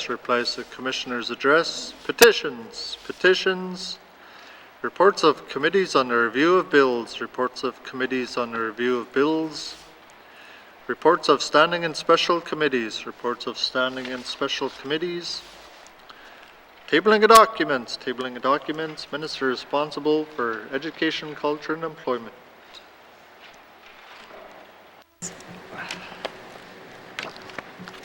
Mr. Speaker, I wish to table the following document, Aurora College Annual Report 2021-2022. Thank you, Mr. Speaker. Thank you, Minister. Tabling of documents. Member for Haver South. Thank you, Mr. Speaker. Mr. Speaker, I wish to table a copy of Bill 7, Safer Communities and Neighborhoods Act, from the 6th session of the 15th Legislative Assembly of Northwest Territories. Thank you, Mr. Speaker. Thank you, member for Haver South. Tabling of documents. Notices of motion. Notices of motion for the first reading of bills. First reading of bills. Second reading of bills. Consideration and committee of the whole of bills and other matters. Bill 23, 29, and 62. Committee report 39-19 brackets 2. Minister's statement 264-19 brackets 2. Table document 681-19 brackets 2. Table document 694-19 brackets 2. Table document 813-19 brackets 2 with member for Nivik Twin Lakes in the chair.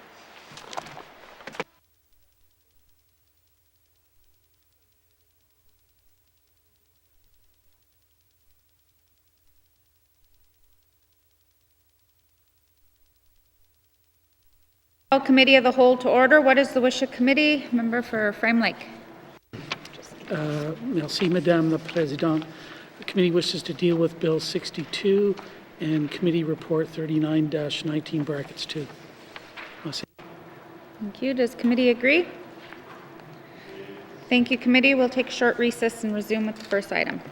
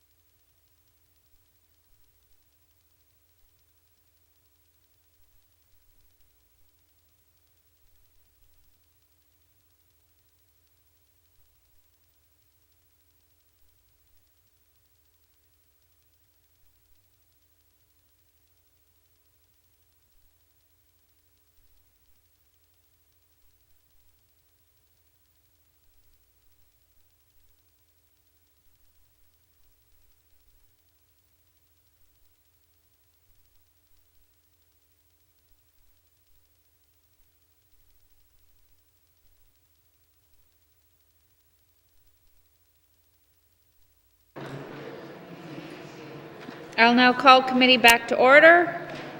Committee, we have agreed to consider Bill 62, an act to amend the Income Tax Act. I will ask the Minister of Finance to introduce the bill. Thank you, Madam Chair. Madam Chair, I am here to present Bill 62, an act to amend the Income Tax Act, number 2. The main purpose of Bill 62 is to make various legislative retroactive housekeeping measures to the territorial income tax legislation to comply with the Canada-Northwest Territories Tax Collection Agreement. These amendments keep territorial legislation current and harmonized with the federal income tax legislation. Specifically, the proposed changes include: remove a reference to a repealed federal provision about an option for trusts to pay tax, exclude a reference to the federal COVID-19 relief measures for an additional GST/HST payment, exclude a reference to the federal temporary wage subsidy under COVID-19 relief measures, include special federal rules for determining the Northwest Territories child benefit as part of COVID-19 relief measures, include a reference to the federal special rule for the disability supports deductions as part of COVID-19 relief measures, align the Northwest Territories Act with the federal administrative rules in compliance with the Canada-Northwest Territories Tax Collection Agreement, include a reference to federal rules on evidence for notices sent to persons in compliance with the Canada-Northwest Territories Tax Collection Agreement, include a reference to federal provisions relating to certain allowed or disallowed deductions in the calculation of the federal foreign tax credit, and remove ambiguity in certain terms relating to tax on split income for multi-jurisdictional tax filers. Bill 62 also includes an amendment to allow the Canada Revenue Agency to share Northwest Territories specific taxpayer data with Finance Canada. Sharing this data with Finance Canada assists in designing tax policy, and it benefits the N.W.T as it allows Finance Canada to provide a more detailed analysis of the implications of federal tax measures on the territorial tax system. Canada Revenue Agency has a number of stringent security agreements in place to safeguard Northwest Territories taxpayer data from being used inappropriately. That concludes my opening remarks, Madam Chair. Thank you, Minister. Would you like to bring witnesses into the chamber? Sergeant at Arms, please escort the witnesses into the chamber.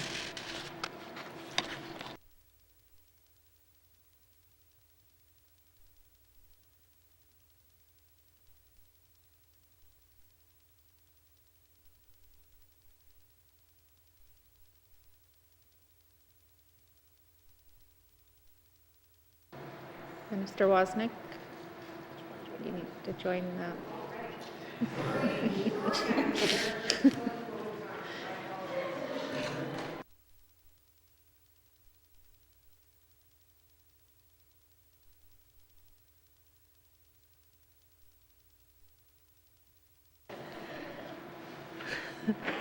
Thank you. Minister, please introduce your witnesses. Thank you, Madam Chair. Madam Chair, on my right, I have Kelly Bluck, who's Director of Fiscal Policy in the Department of Finance, and on my left, I have Christine N.W.T, who is Legislative Drafter. Thank you and welcome. I will now turn to the Chair of the Standing Committee on Government Operations, the committee that reviewed the bill, for any opening comments on Bill 62.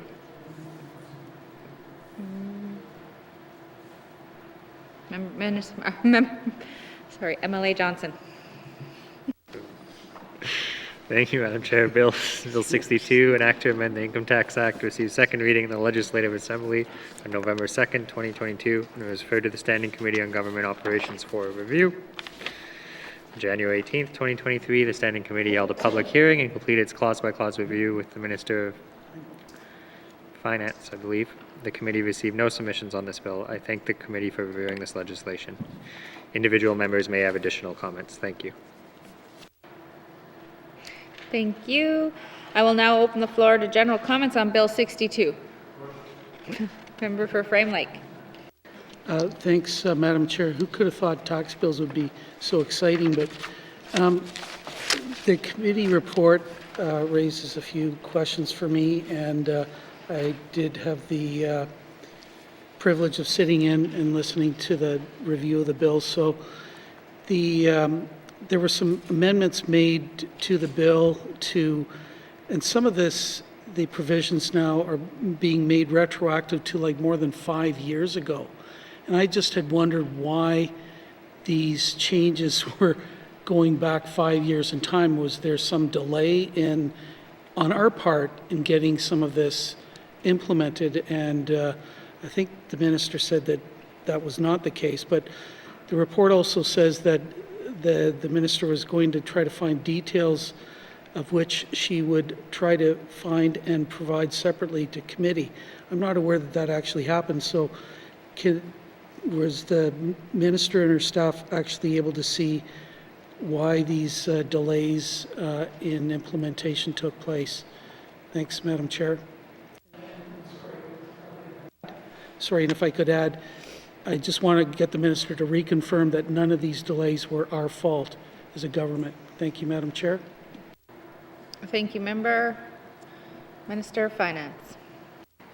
Thank you, Madam Chair. I do remember that exchange, Madam Chair, and I apologize if we didn't include that on any correspondence to committee. I did just confirm again now with the Department of Finance, as I had at the time, that indeed these were changes that were slow in coming from the federal government, and so we are simply aligning with the calendar that they had, or that the timelines that they had put forward on their side. So again, I ought to have conveyed that to committee earlier. I apologize for not doing so. Thank you.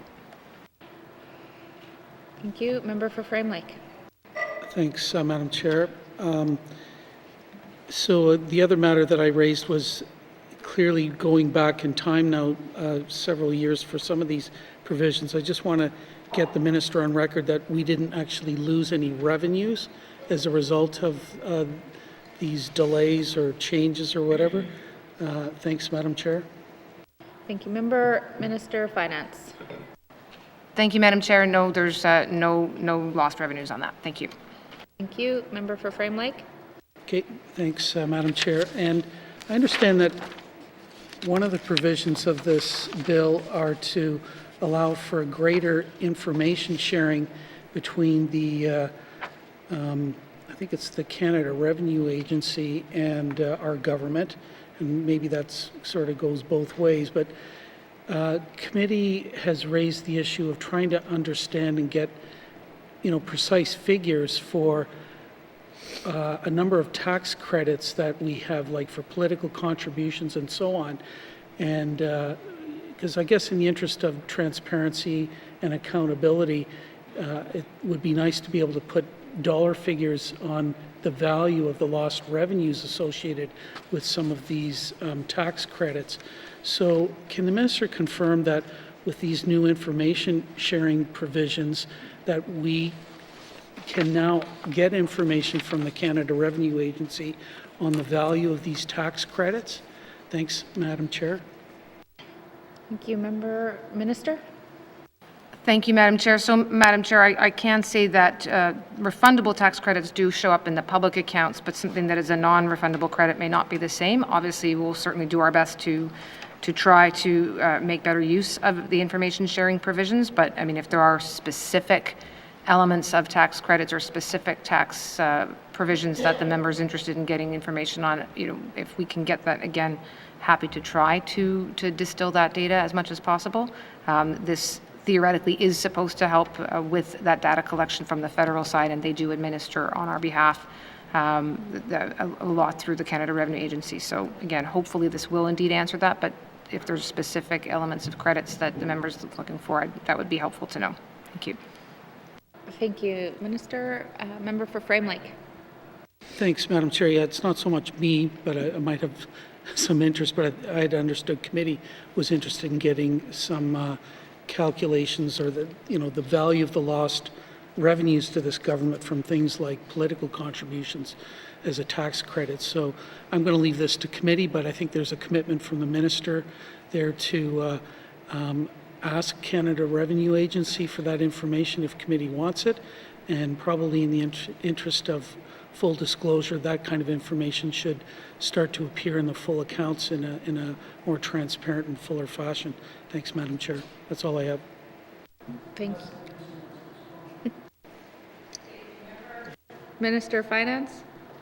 Thank you, Madam Chair. Yeah, Madam Chair, happy to try to get that data. And again, just having briefly a conversation here with the Director of Fiscal Policies that may be difficult to determine just what the amount of lost revenues are. Our sort of anecdotal expectation is that it's not likely a significant value nonetheless. And again, if it's across every type of tax credit, yeah, would need to just go back and look at exactly what kinds of credits we're talking about and what kind of lost revenue we're talking about. But again, we'll go and have a look and see if we can get some information. Thank you. Thank you. General comments?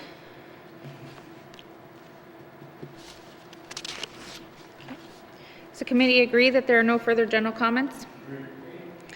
Can we proceed to clause-by-clause review of the bill? Committee, we will defer the bill number and title until after consideration of the clauses. I will call the clauses in groups. Please turn to page 1 of the bill. Clause 1 to 5, does committee agree? Clause 6 to 10, does committee agree? Clause 11 to 13, does committee agree? Committee to the bill as a whole, does committee agree that Bill 62, an act to amend the Income Tax Act, is now ready for third reading? Thank you. Committee, does the committee agree that this concludes our consideration of Bill 62, an act to amend the Income Tax Act? Thank you, Minister, and thank you to your witnesses. Sergeant at Arms, please escort the witnesses from the chamber.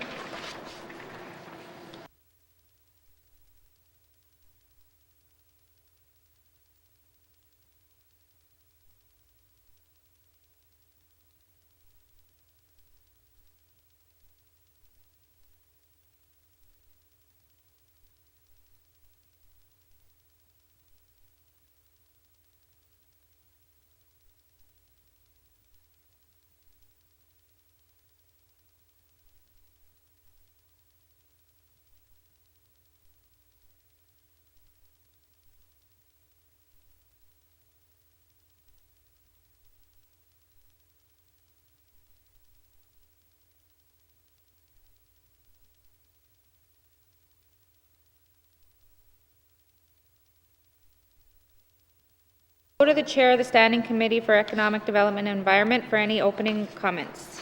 Member for N.W.T. Madam Chair, Standing Committee on Economic Development and Environment identified contaminated sites in the Northwest Territories as a priority for the committee to focus on. Several stakeholders were engaged to provide feedback and guide the committee through its review of contaminated sites. The committee received 7 public presentations from the stakeholders in both private and in public sector throughout the review. And as a result of the review, as the committee presented the report with the 16 recommendations to the Legislative Assembly, February 7th, 2023. I want to thank my committee for reviewing this as a priority and prevention of the management of contaminated sites. And Madam Chair, individual members might have some additional comments. Thank you. Thank you, Member for N.W.T. I'll now open the floor to general comments on Committee Report 39-19, brackets 2. Member for Frame Lake.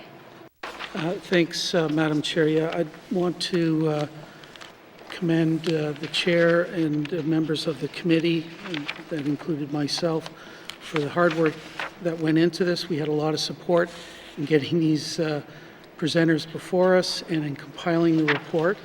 And, you know, why is this important? You know, our government has assumed tens of millions of dollars of unnecessary public liabilities as a result of measures that were not taken to prevent contaminated sites. And, you know, the biggest one is just, you know, 5 or 7 kilometers down the road here, the giant mine, where our government has is now contributing over a period of time about $23 million towards the remediation of that site. Another one, and I'm certainly going to be raising this a little bit later in this sitting, is the Cameron Hills sour gas field that was owned by Strategic Oil and Gas. Our government has now booked $20 million of liability associated with this property. You know, I would rather spend that money on housing, education, healthcare, anything except remediation of contaminated sites, which are clearly preventable. And the last site that I mentioned was assumed post-devolution. So that's why this is important. It's also important because this can help us as a government implement some of the provisions of the United Nations Declaration on the Rights of Indigenous Peoples, specifically Article 29, which says that states shall take effective measure to ensure that no storage or disposal of hazardous materials shall take place in the lands or territories of Indigenous peoples without their free, prior, and informed consent. That hasn't happened here, Madam Chair. So, in any event, I commend committee. There's, I think, a number of very sound recommendations here that provide a bit of a roadmap for how we can avoid and prevent liabilities in the future. Unfortunately, this was a mandate item in the last assembly for the government, and very little, if any, work was done. And I have yet to see any legislative, regulatory changes in the life of this assembly to help prevent further contaminated sites. And I think that's one of the reasons why committee took such an interest in this topic. And because the government hasn't done anything on this, we're giving them a mandate and I think a bit of a roadmap to lay that track. And there are some timelines associated with some of these recommendations. And I really look forward to the response from the cabinet side to these recommendations. And some of these are very easy, low-hanging fruit that this government should undertake very quickly. Thanks, Madam Chair. Thank you. Member for Great Slave. Thank you, Madam Chair. I too want to thank all of our staff and the committee for the hard work on this report. One of the reasons that this was an important topic to myself is that I have also had a lot of involvement with the Giant Mine for many, many years as a consultant. And in fact, that was actually the reason that I ended up in the Northwest Territories to begin with, was to take a job with the technical advisor at Giant Mine. As an employee of the contractor at the mine, as a consultant at the mine, later on, I have watched over the years numerous contracts and workers from the south, or contracts going to the south and workers coming from the south to do the work on the project. And you can imagine how disappointing it was when I once bid on the project for the construction management contract, only to find out that the government, once again, the federal government at least this time, chose to use money as the deciding factor and went with a company that had proposed $25 million less for the project on their bid, despite the fact that our project actually would have, or our proposal would have placed Indigenous people into the leadership roles at the mine within 5 years. Then bidding on projects at the mine as a consultant, I was then told that the Aboriginal content that I had worked very hard to incorporate into my bid was only going to be used if my technical bid was the same as another, and they needed a tiebreaker. That was from the current contractor or construction management supervisors at the mine now. My understanding is most of them live in the south, Calgary. I'm looking at their website right now. Their head office is in Centralville, Virginia, in the U.S. So it's very clear to me that this project, which is billions of dollars, is just funneling money out of the north, and nobody really is benefiting that much here from it.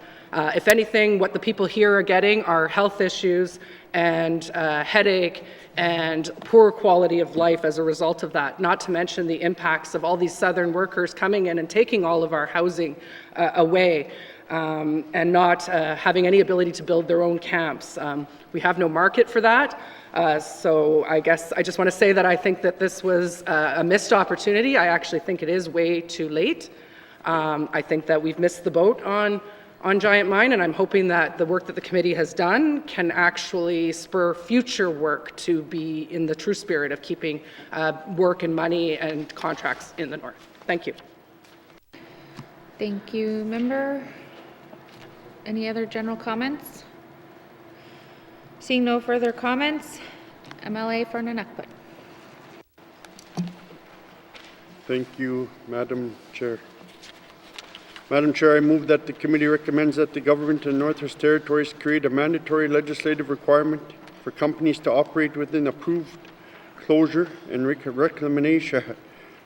reclamation plans to regularly reviewed and updated with the appropriate adjustments of financial security. Thank you, Madam Chair. Thank you. The motion is in order. To the motion. Question has been called. All those in favor? All those opposed? All those abstaining? Motion is carried.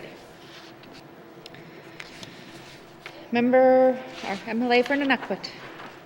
Madam Chair, I move that this committee recommends that the government of Northwest Territories keep closure and reclamation tools up to date and publicly available to ensure that the N.W.T is collecting enough security to reflect true cost of the closure and reclamation. Thank you, Madam Chair. Thank you. The motion is in order. To the motion. Member for Frame Lake. Thanks, Madam Chair, and I do urge anyone who's listening to actually read the rationale for this recommendation, but we have something adopted, this government has adopted the use of what's called the reclaim model, and it's basically a set of spreadsheets that are quite sophisticated, and unit costs are calculated based on experience from consultants working in the private sector and other government-led remediation efforts. And those are used as a basis to calculate what it would cost for a third party to come in and remediate a site according to an approved closure and reclamation plan. And that's why having these plans approved is very important, so you can get an actual accurate estimate. The problem is that this set of spreadsheets is on the ENR website, but it's dates from 2017. It's now 4.5, 5 years out of date. And we know what has happened with construction, contractor costs, fuel costs since over the last period of time. We've seen the effects of that in our capital budget alone. So this is why this recommendation is being made. That model on the ENR website has been prepared by consultants, and I'm glad that ENR posts it there and uses it, and maybe some of the unit costs have been updated, but it's not publicly available. And that's what proponents are asked to do, is to use that model to calculate the reclamation liability so the Land and Water Board can hear from different parties using the same spreadsheet, maybe some different numbers, to actually try to set a value for the reclamation liability to make sure that the public is protected from assuming those costs. Because if we don't have the right financial security and something happens, it's going to come back to us, just like it did with Cameron Hills, which didn't have an approved plan. So this is really to try to get the department to update that reclaim model, make it publicly available, and do it on a regular basis. And I'm sure the staff would like to get that updated, but when what's publicly available is 5 years old, we got a problem. So I know that the minister wants to probably get this work done, but maybe this recommendation will help move that along and make sure that the public doesn't get stuck with a bill at the end of the day. Thanks, Madam Chair. Thank you, member. To the motion, member for Great Slave. Thank you, Madam Chair. And yeah, I agree with what my colleague has said. And to build upon that in a more sort of micro scale is when this work gets done around environmental assessment and cleanup. And I know that there's probably been some changes, and I hope there's been some changes since I was bidding on these old contaminated sites myself. But it's always a battle to get proper budgets in place for any sort of assessment and reclamation work with the consultants. And I think in this area, it's at the disservice to the consultants, not what I generally am saying about G&W.T contracts. In this case, oftentimes the environmental budgets are sort of nickeled and dimed quite a bit, and that delays the work, considering that contracts are not put out by the G&W.T or the federal government until well into August because of the, at times, because of the fiscal year end being in April. And as a result, once they start getting into that back and forth around the budgeting, it delays the start of the contract. And what ends up happening, our contracts don't get fulfilled, and then it actually costs us double the money to go back later and try to get the samples that were missed. As well, too, anytime you're doing environmental work, if you're only visiting a site once to get samples once a year, you're not really getting a fulsome picture of what is happening at the site during the different seasons. And you know, if you sample under ice, the water will have more contamination in it because ice will drop out contaminants. If you're sampling in the summer, the water will look cleaner. Therefore, one of the reasons I think this is so important, and agree that it's not been updated as crucially as it needs to be, is to ensure that we are actually getting good bang for our buck when it comes to environmental cleanups and assessments, but also ensuring that, you know, we're not putting people at risk because we are skimping on their budget, that we're making the best use of the dollars, we're going at the right time of the year to collect the right data. A lot of environmental work is fiscally driven and to its detriment, and so I think it's very, very important to have a great, true understanding of what these costs are, and by updating their tools, it's the only way that they'll be able to do so. I just want to note, and that I will follow up on this, that the contaminated guidelines, or sorry, the guidelines for contaminated soil remediation have been the same since I first came north. I don't believe there's been an update since I became a regular member, and even then they were only guidelines.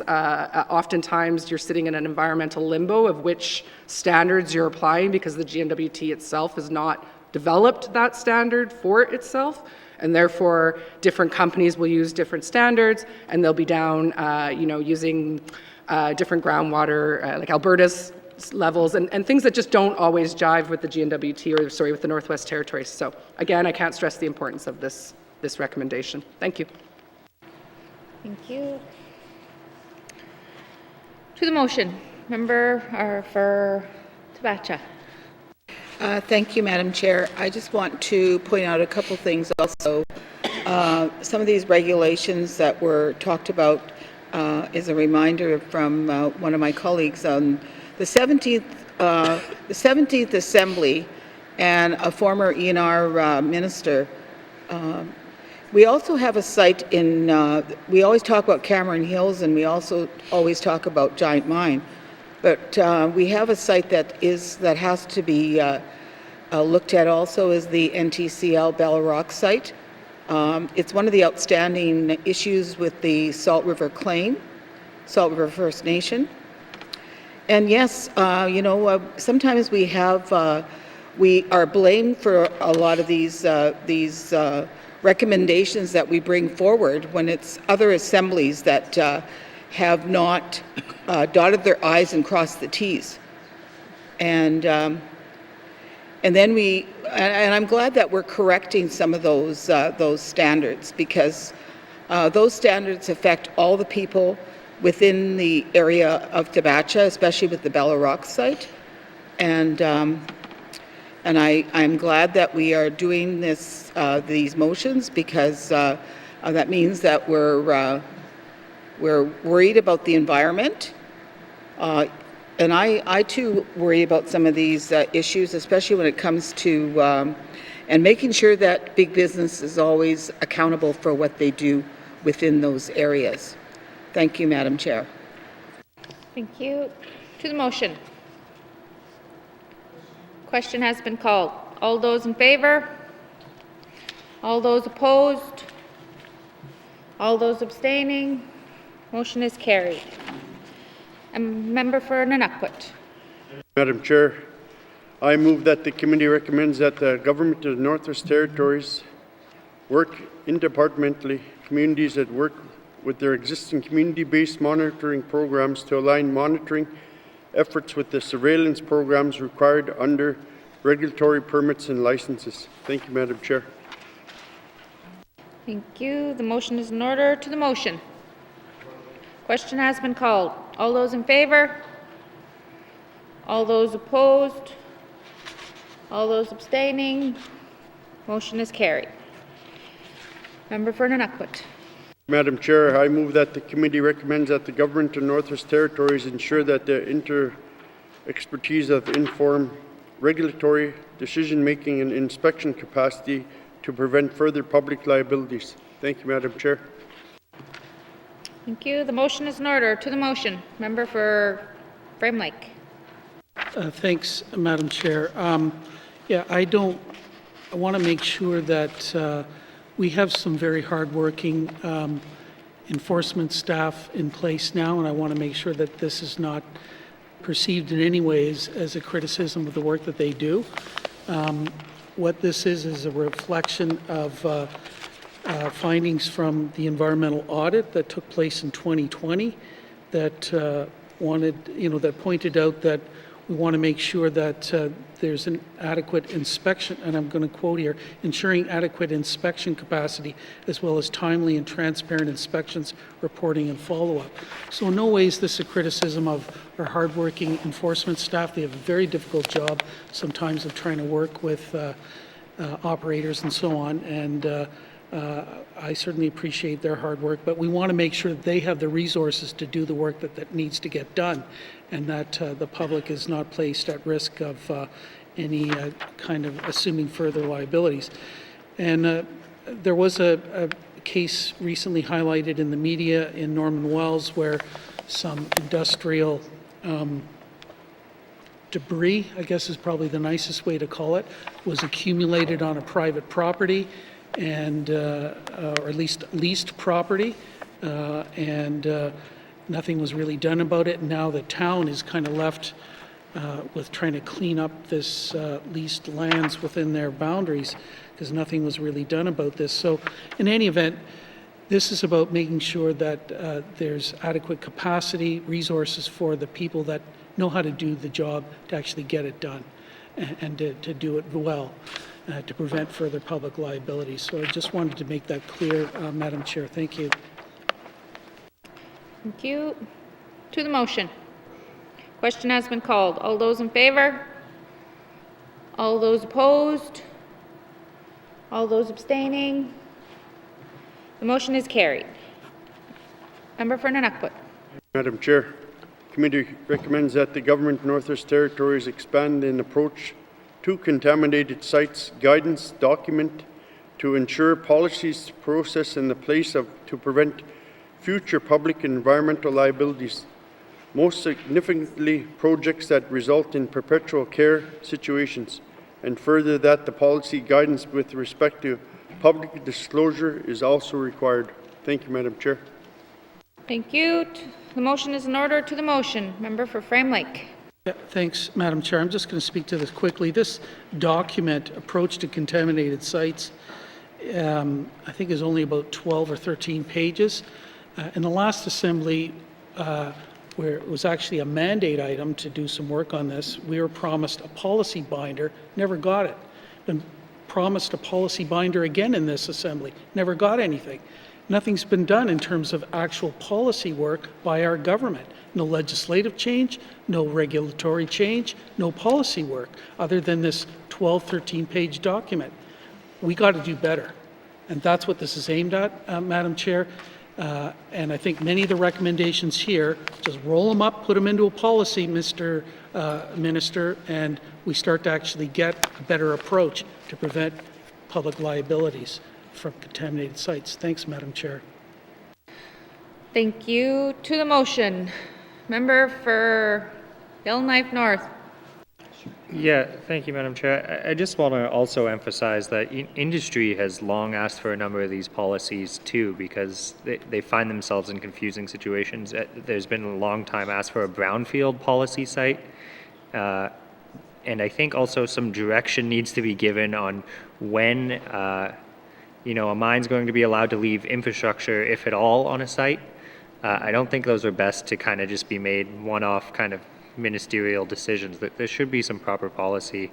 And similarly, there's a motion in here about, relinquishment. We similarly don't have kind of a clear guidance on when we will finally, take on a site and that mine and that company no longer has any obligations towards it.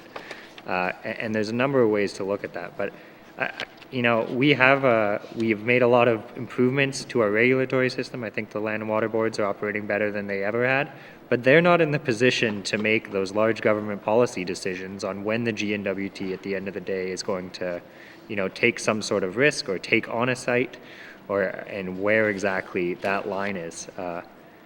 And we are going to, as committee, hopefully meet with the diamond mines and the ones that are going through the first closure, but we haven't done this before, and we certainly haven't done it as our government on the scale that the diamond mines are going through, and we need some certainty. The boards need some certainty, the companies need some certainty, and so do the taxpayers. So there's a lot of policy work that needs to be done. Thank you, Madam Chair. Thank you. To the motion. Question has been called. All those in favor? All those opposed? All those abstaining? Motion is carried. Member for N.W.T. Madam Chair, I move that the committee recommends that the government Northwest Territories establish an internal capacity for effective early warning system to prevent further public liabilities, and further this approach that will require clear measures to prevent perpetual care situations, including mandatory financial security and regularly reviewed, adjusted. Thank you, Madam Chair. Thank you. The motion is in order. To the motion. Question has been called. All those in favor? All those opposed? All those abstaining? Motion is carried. Member for N.W.T. Thank you, Madam Chair. I move that the committee recommends that the government of Northwest Territories ensure legislation has clear and appropriate timelines to remediation and reclamation of an inactive or suspended well sites. Thank you, Madam Chair. Thank you. The motion is in order. To the motion. Question has been called. All those in favor? Oh. Member for Yellowknife North. Yeah, thank you. I just want to speak a little bit on behalf of the chair. He's got some sumps in N.W.T. that are approaching the end of their life, and they're sitting there, and those oil companies are just hanging on to them, and they're not remediating them because they don't want to put the money in, and as long as they just hold on to them, the G&W.T., it's not their asset, they can't really do much. So I think we really got to revisit that and not let those get to the point where they're literally falling into the ocean in some case. And right now we don't seem to have the tools to correct that situation. Thank you, Madam Chair. Thank you. To the motion. Question has been called. All those in favor? All those opposed? All those abstaining? Motion is carried.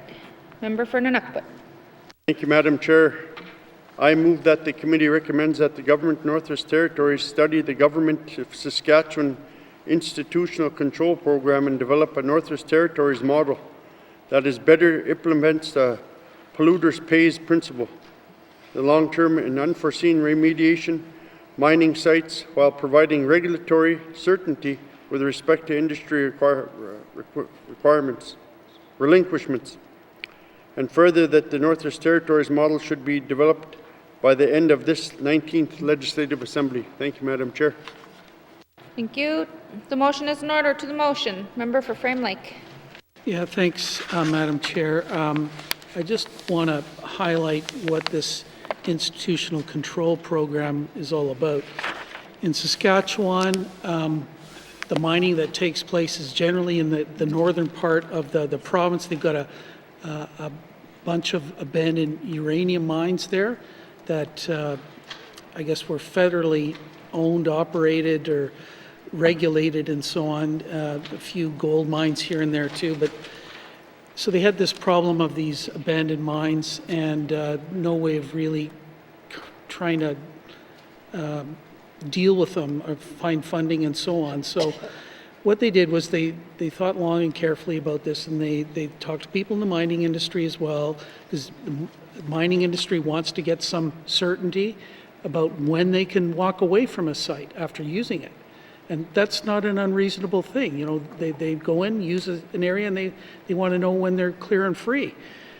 So what the Saskatchewan government did was ask companies, if you're going to leave a site, mining companies, there's two pots of money that you can and should be paying into. One, the first one is to kind of take care of ongoing maintenance, care and maintenance at the site. Things like, you know, you might have to do a geotechnical inspection every few years of openings that have been closed or dams, structures that have been left on site, that you know, tailings covers, to make sure that they're still working the way that they're supposed to. So those kind of ongoing care costs, you know, that money can be put into one pot. A second pot, though, is to really deal with unforeseen events like Mount Polley in British Columbia, where there was a catastrophic tailings failure, and tailings went all the way down into Quesnel Lake, polluted salmon-bearing waters. What a mess.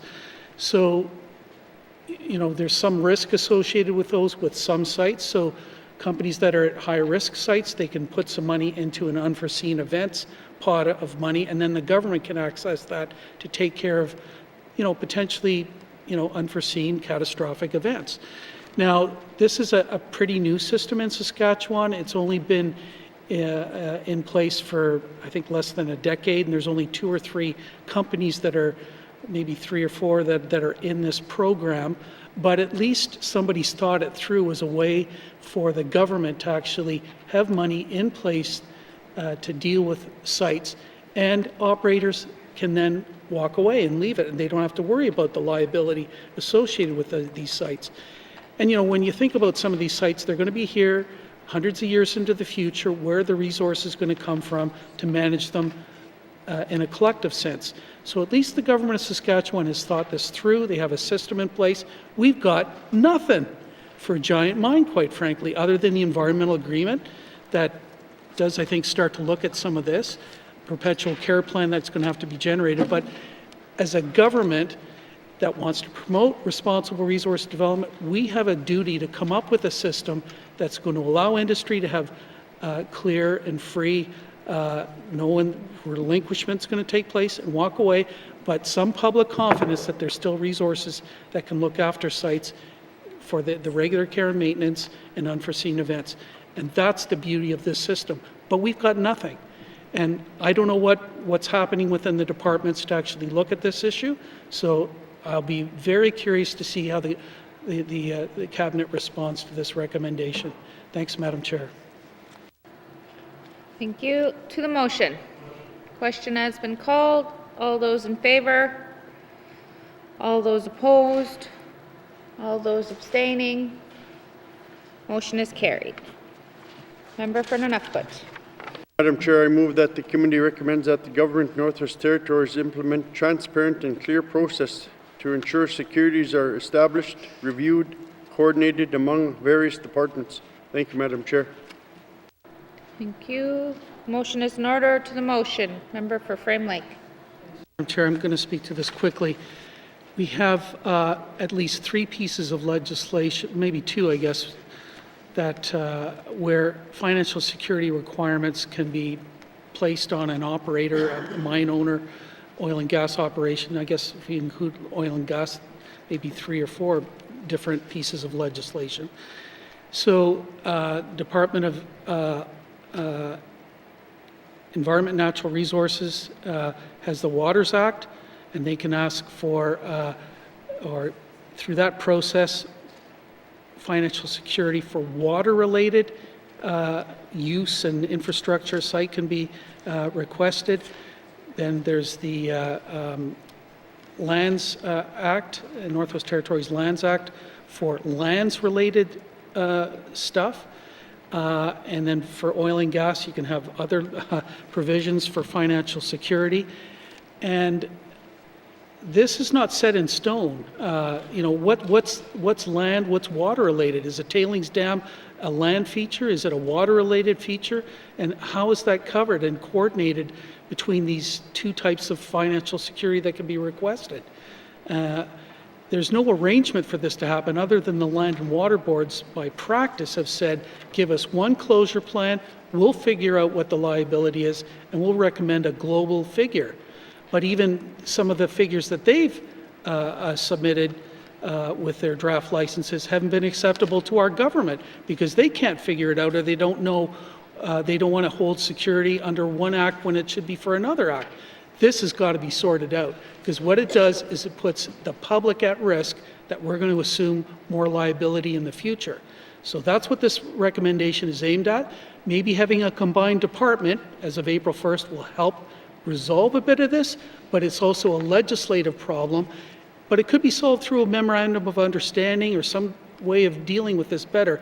But what we have in place is causing confusion, double bonding possibly, even for, for operators or mine owners. That's not fair to them. This stuff has got to get sorted out. And I'll look forward to how Cabinet's going to respond to this one as well. Thanks, Madam Chair. Thank you. To the motion. Question has been called. All those in favor? All those opposed? All those abstaining? Motion is carried. Member for Nunavut. Madam Chair, I move that the committee recommends that the government of Northwest Territories review and amend the legislative requirements regarding the form of financial security for environmental compliance and remediation to ensure financial security must be irrevocable and absolute unconditional. Thank you, Madam Chair. Thank you. The motion is in order. To the motion. Member for Frame Lake.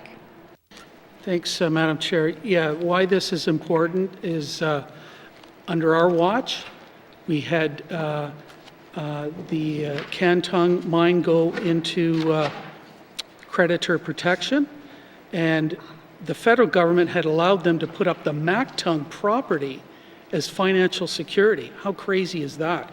But our government didn't change that when we took over the site as a result of devolution management of this, or at least environmental management, regulation of the site post-devolution. So that's why our government had to go through all of that mess and eventually try to sell Mactung, get some money back. I'm not convinced we're ever going to recover all of our costs.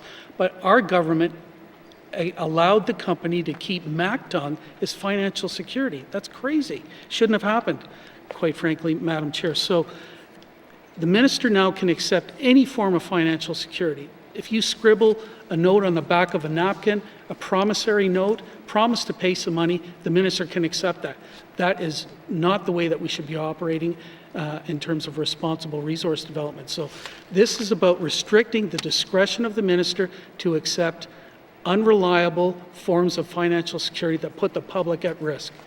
And we need to put this in legislation to restrict the minister's discretion to protect the public interest. Thanks, Madam Chair. Thank you. To the motion. Question has been called. All those in favor? All those opposed? All those abstaining? Motion is carried. Member for Nunavut. Chair, I move that the committee recommends that the government of the Northwest Territories undertake an immediate review of the oil and gas spills debris liability regulations to ensure that our absolute liability caps are increased to fully implement the polluter pays principle, reflect best practices, and to protect public from the liabilities. And further, that the review increases to the cap should be implemented before the end of the 19th Legislative Assembly. Thank you, Madam Chair. Thank you. The motion is in order. To the motion. Member for Frame Lake. Thanks, Madam Chair. Yeah, this is a cap that's set in regulations. Cabinet can change this tomorrow if they want to. The minister could change this tomorrow. The federal government had these caps. We adopted those with devolution. But after devolution, the federal government, the Auditor General came and looked at how the federal government tries to manage public liabilities, and the Auditor General recommended to the federal government that they needed to change these caps in the areas where they retain jurisdiction, the offshore in particular. And so the Auditor General said that you need to change this, especially in light of what happened in the Gulf of Mexico. So the federal government changed its regulations for the offshore, and the absolute liability cap, as I understand it, I think is $1 billion now. So that's the kind of And I'm not suggesting that the same kind of risk or blowout could happen necessarily on the onshore, but as a responsible resource developer, you would think that by now we would want to protect the public and at least change the caps that were set by the federal government, artificially low in my opinion, and it's something that our government can do tomorrow. So I've raised this in the last assembly, I've raised it again in this assembly, but there just doesn't seem to be any appetite on the other side to actually protect the public interest. So again, I'll be very curious to see how the cabinet is going to respond to this, because the minister can change this tomorrow if she wants. Thanks, Madam Chair. Thank you. To the motion. Question has been called. All those in favor? All those opposed? All those abstaining? Motion is carried. Member for Nunukput. Madam Chair, I move that the committee recommends that the government of Northwest Territories make financial security information, including operator and land and water related securities, amounts, location of the project, form of security, expiry dates, public through a website to help build public confidence in the resource management. Thank you, Madam Chair. The motion is in order. To the motion. Question has been called. All those in favor? All those opposed? All those abstaining? Motion is carried. Member for Nunukput. Chair, I move that the committee recommends that the Department of Finance provide a plan within the timelines to enhance reporting on the Government of Northwest Territories environmental liabilities dashboard by matching report on prevention and management of contaminated sites reporting practices in the Treasury Board of Canada Secretariat's Federal Contaminants Sites Inventory. Thank you, Madam Chair. Thank you. The motion is in order. To the motion. Member for Yellowknife North. Thank you, Madam Chair. Firstly, we now have an environmental liabilities dashboard, so I would like to thank the government for taking that step. But it's not quite as fulsome as the federal one, and hopefully we get there one day. And to this point specifically, we can see in the public accounts the total environmental liabilities for the G&W.T, and then you can go to the dashboard and you can see all the sites we have environmental liabilities for, but you actually can't figure out what the estimated liability is for any individual site. And finance during public accounts says they don't want to do that because it'll affect procurement. And I'll note the federal government does it.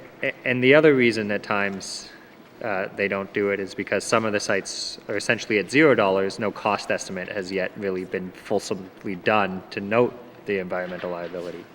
The feds have done some really cool work on this. They've actually created models for they categorize the type of contaminated site they have, and then they go and find an average cleanup cost, and it's a moving model of what they, if you have a gas station, what does a gas station cost to clean up, as an example, and then they book that as a liability. So that's a great step we could potentially take. And I'll just, once again, belay, I don't think the procurement concern is real.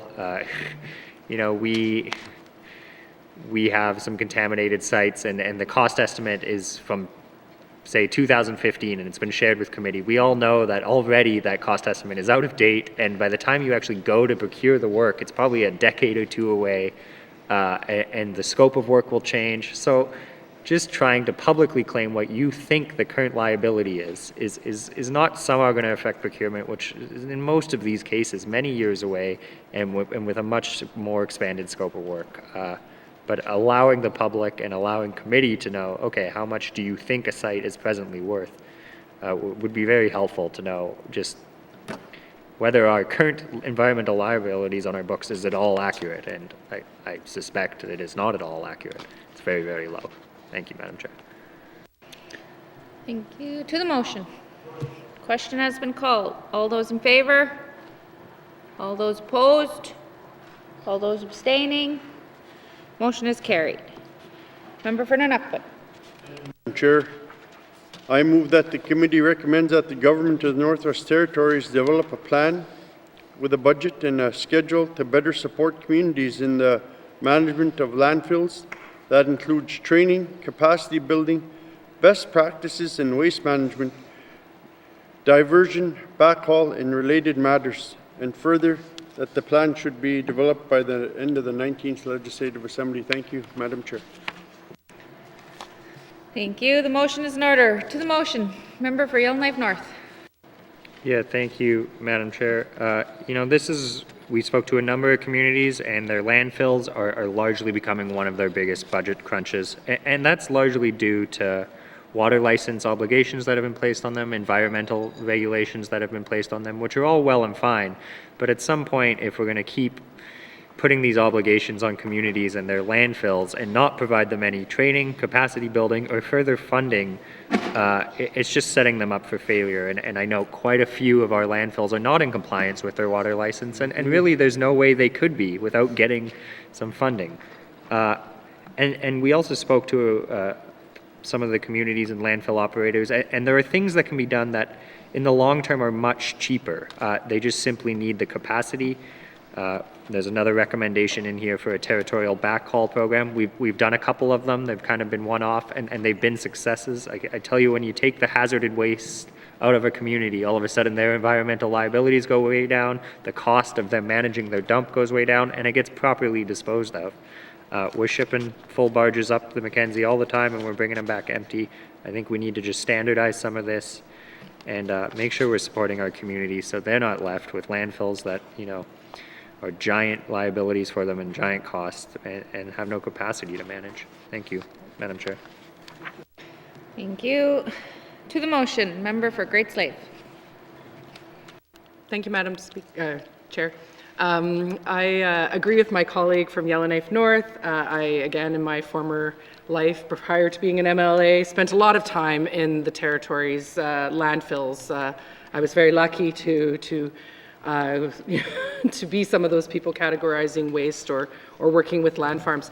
I do want to caution, though, that one thing that, and sort of touched upon by my colleague, that the capacity of communities is often overtaxed, and this is an area where I think that is very much the case, and as well, too, that it doesn't always make sense necessarily for each community itself to be having maybe their own landfill strategy, in the sense that some of these issues could be done in a regional sense, I think, as well. And I think that needs to be explored. We don't necessarily want to say, let's build this in every community, like a land farm, which is a soil remediation farm, which I thought would be a great idea until I started to speak to somebody about the logistics of doing that. So I've watched the N.W.T come in and have to do assessments of the landfills for things like storage tanks, for asbestos-containing materials, for lead paint. I've had N.W.T clients tell me, don't worry about that being disposed of properly, just throw it in the landfill after doing sampling, where we wouldn't have necessarily known yet whether or not the materials contained anything hazardous. I've watched wildlife entering all the landfills as well, which, while beautiful, is pretty disturbing to see a bunch of these majestic cranes all over the community garbage. So I can't, again, recommend this enough. I think given the municipal infrastructure gap that has not really been dealt with, despite the $5 million we tried to throw at it, I think that the N.W.T has a responsibility here to take this on and take this out of the hands of, and responsibility only of, the municipalities. Thank you. Thank you. To the motion. Question has been called. All those in favor? All those opposed? All those abstaining? Motion is carried. Member for N.W.T. Thank you, Madam Chair. I move that the committee recommends that the Government Northwest Territories explore partnerships with industry and industry associations to provide hands-on practical training for landfill managers across the territory. Thank you, Madam Chair. Thank you. The motion is in order. To the motion, member for Great Slave. Thank you, Madam Chair. And again, this addresses some of the issues I mentioned about capacity in communities, but not only within the communities, but within our own government. We were lucky enough as a committee to go and explore or take a tour of the Yellowknife City solid waste facility. They don't call it a dump anymore. And in that, part of the tour was done by the contractor who is operating that site. And it was apparent to me that having that industry knowledge and expertise really was really helping to improve the function of the waste facility. In particular, I found the innovative use of old tires to create a roadway for heavy equipment so that the heavy equipment no longer traveled on the dirt road, which was eating it up every year and creating more in maintenance costs. So here we had an item that was a waste item taking up space in the landfill. And they used it to create something that saved them some operational money. So I don't know that that is necessarily, or that type of creativity is necessarily present always in governments, but yet is always present in industry. So I think it's really key and clear here that this will only be tackled through industry partnership and is a good way to build northern business as well. Thank you. Thank you. To the motion. Question has been called. All those in favor? All those opposed? All those abstaining? Motion is carried. Member for N.W.T. Madam Chair, I move that the committee recommends that the government of Northwest Territories provide a response to this recommendation within 120 days. Thank you, Madam Chair. Thank you. The motion is in order. To the motion. Question has been called. All those in favor? All those opposed? All those abstaining? Motion is carried. Thank you, committee. Do you agree that you have concluded consideration of Committee Report 39-19-2, Standing Committee on Economic Development and Environment Report on the Prevention and Management of Contaminated Sites? Thank you, committee. We have concluded consideration of Committee Report 39-19-2, Standing Committee on Economic Development and Environment Report on the Prevention and Management of Contaminated Sites.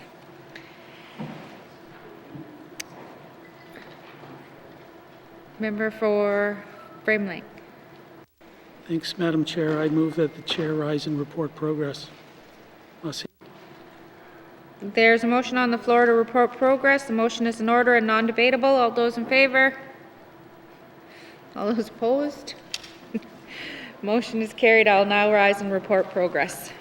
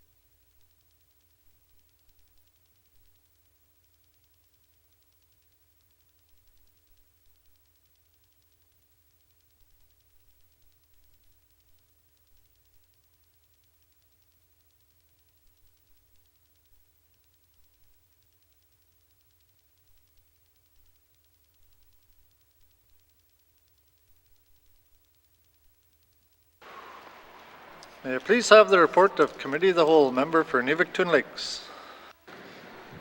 Mr. Speaker, your committee has been considering Bill 62, Committee Report 39-19-2, and would like to report progress with 16 motions adopted, and that Committee Report 39-19-2 is concluded, and that Bill 62, an act to amend the Income Tax Act, is ready for third reading. And Mr. Speaker, I move that the report of the Committee of the Whole be concurred with. Thank you, Member for N.W.T. Lakes. Do we have a seconder? Member for N.W.T. Boot Lake. All those in favor? All those opposed? Any abstentions? The motion is carried. Third reading of bills. Third reading of bills. Mr. Clerk, orders of the day.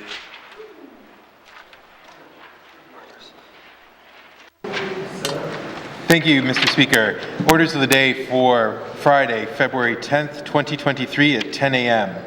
Prayer, minister statements, member statements, returns to oral questions, oral question 1188, oral question 1326. Recognition of visitors in the gallery. Replies to the budget address, day 3 of 7. Acknowledgements, oral questions, returns to written questions, replies to the Commissioner's address. Petitions, reports of committees on the review of bills, reports of standing and special committees, tabling of documents, notices of motion, motions. Notice of motion for first reading of bills, second reading of bills, Bill 64. Consideration in Committee of the Whole of bills and other matters, Bill 23, Bill 29, Minister's Statement 264, table documents 681, 694, and 813. Report of Committee of the Whole, third reading of bills, Bill 62, an act to amend the Income Tax Act. Orders of the day. Thank you, Mr. Clerk. This House stands adjourned until Friday, February 10th, 2023 at 10 a.m.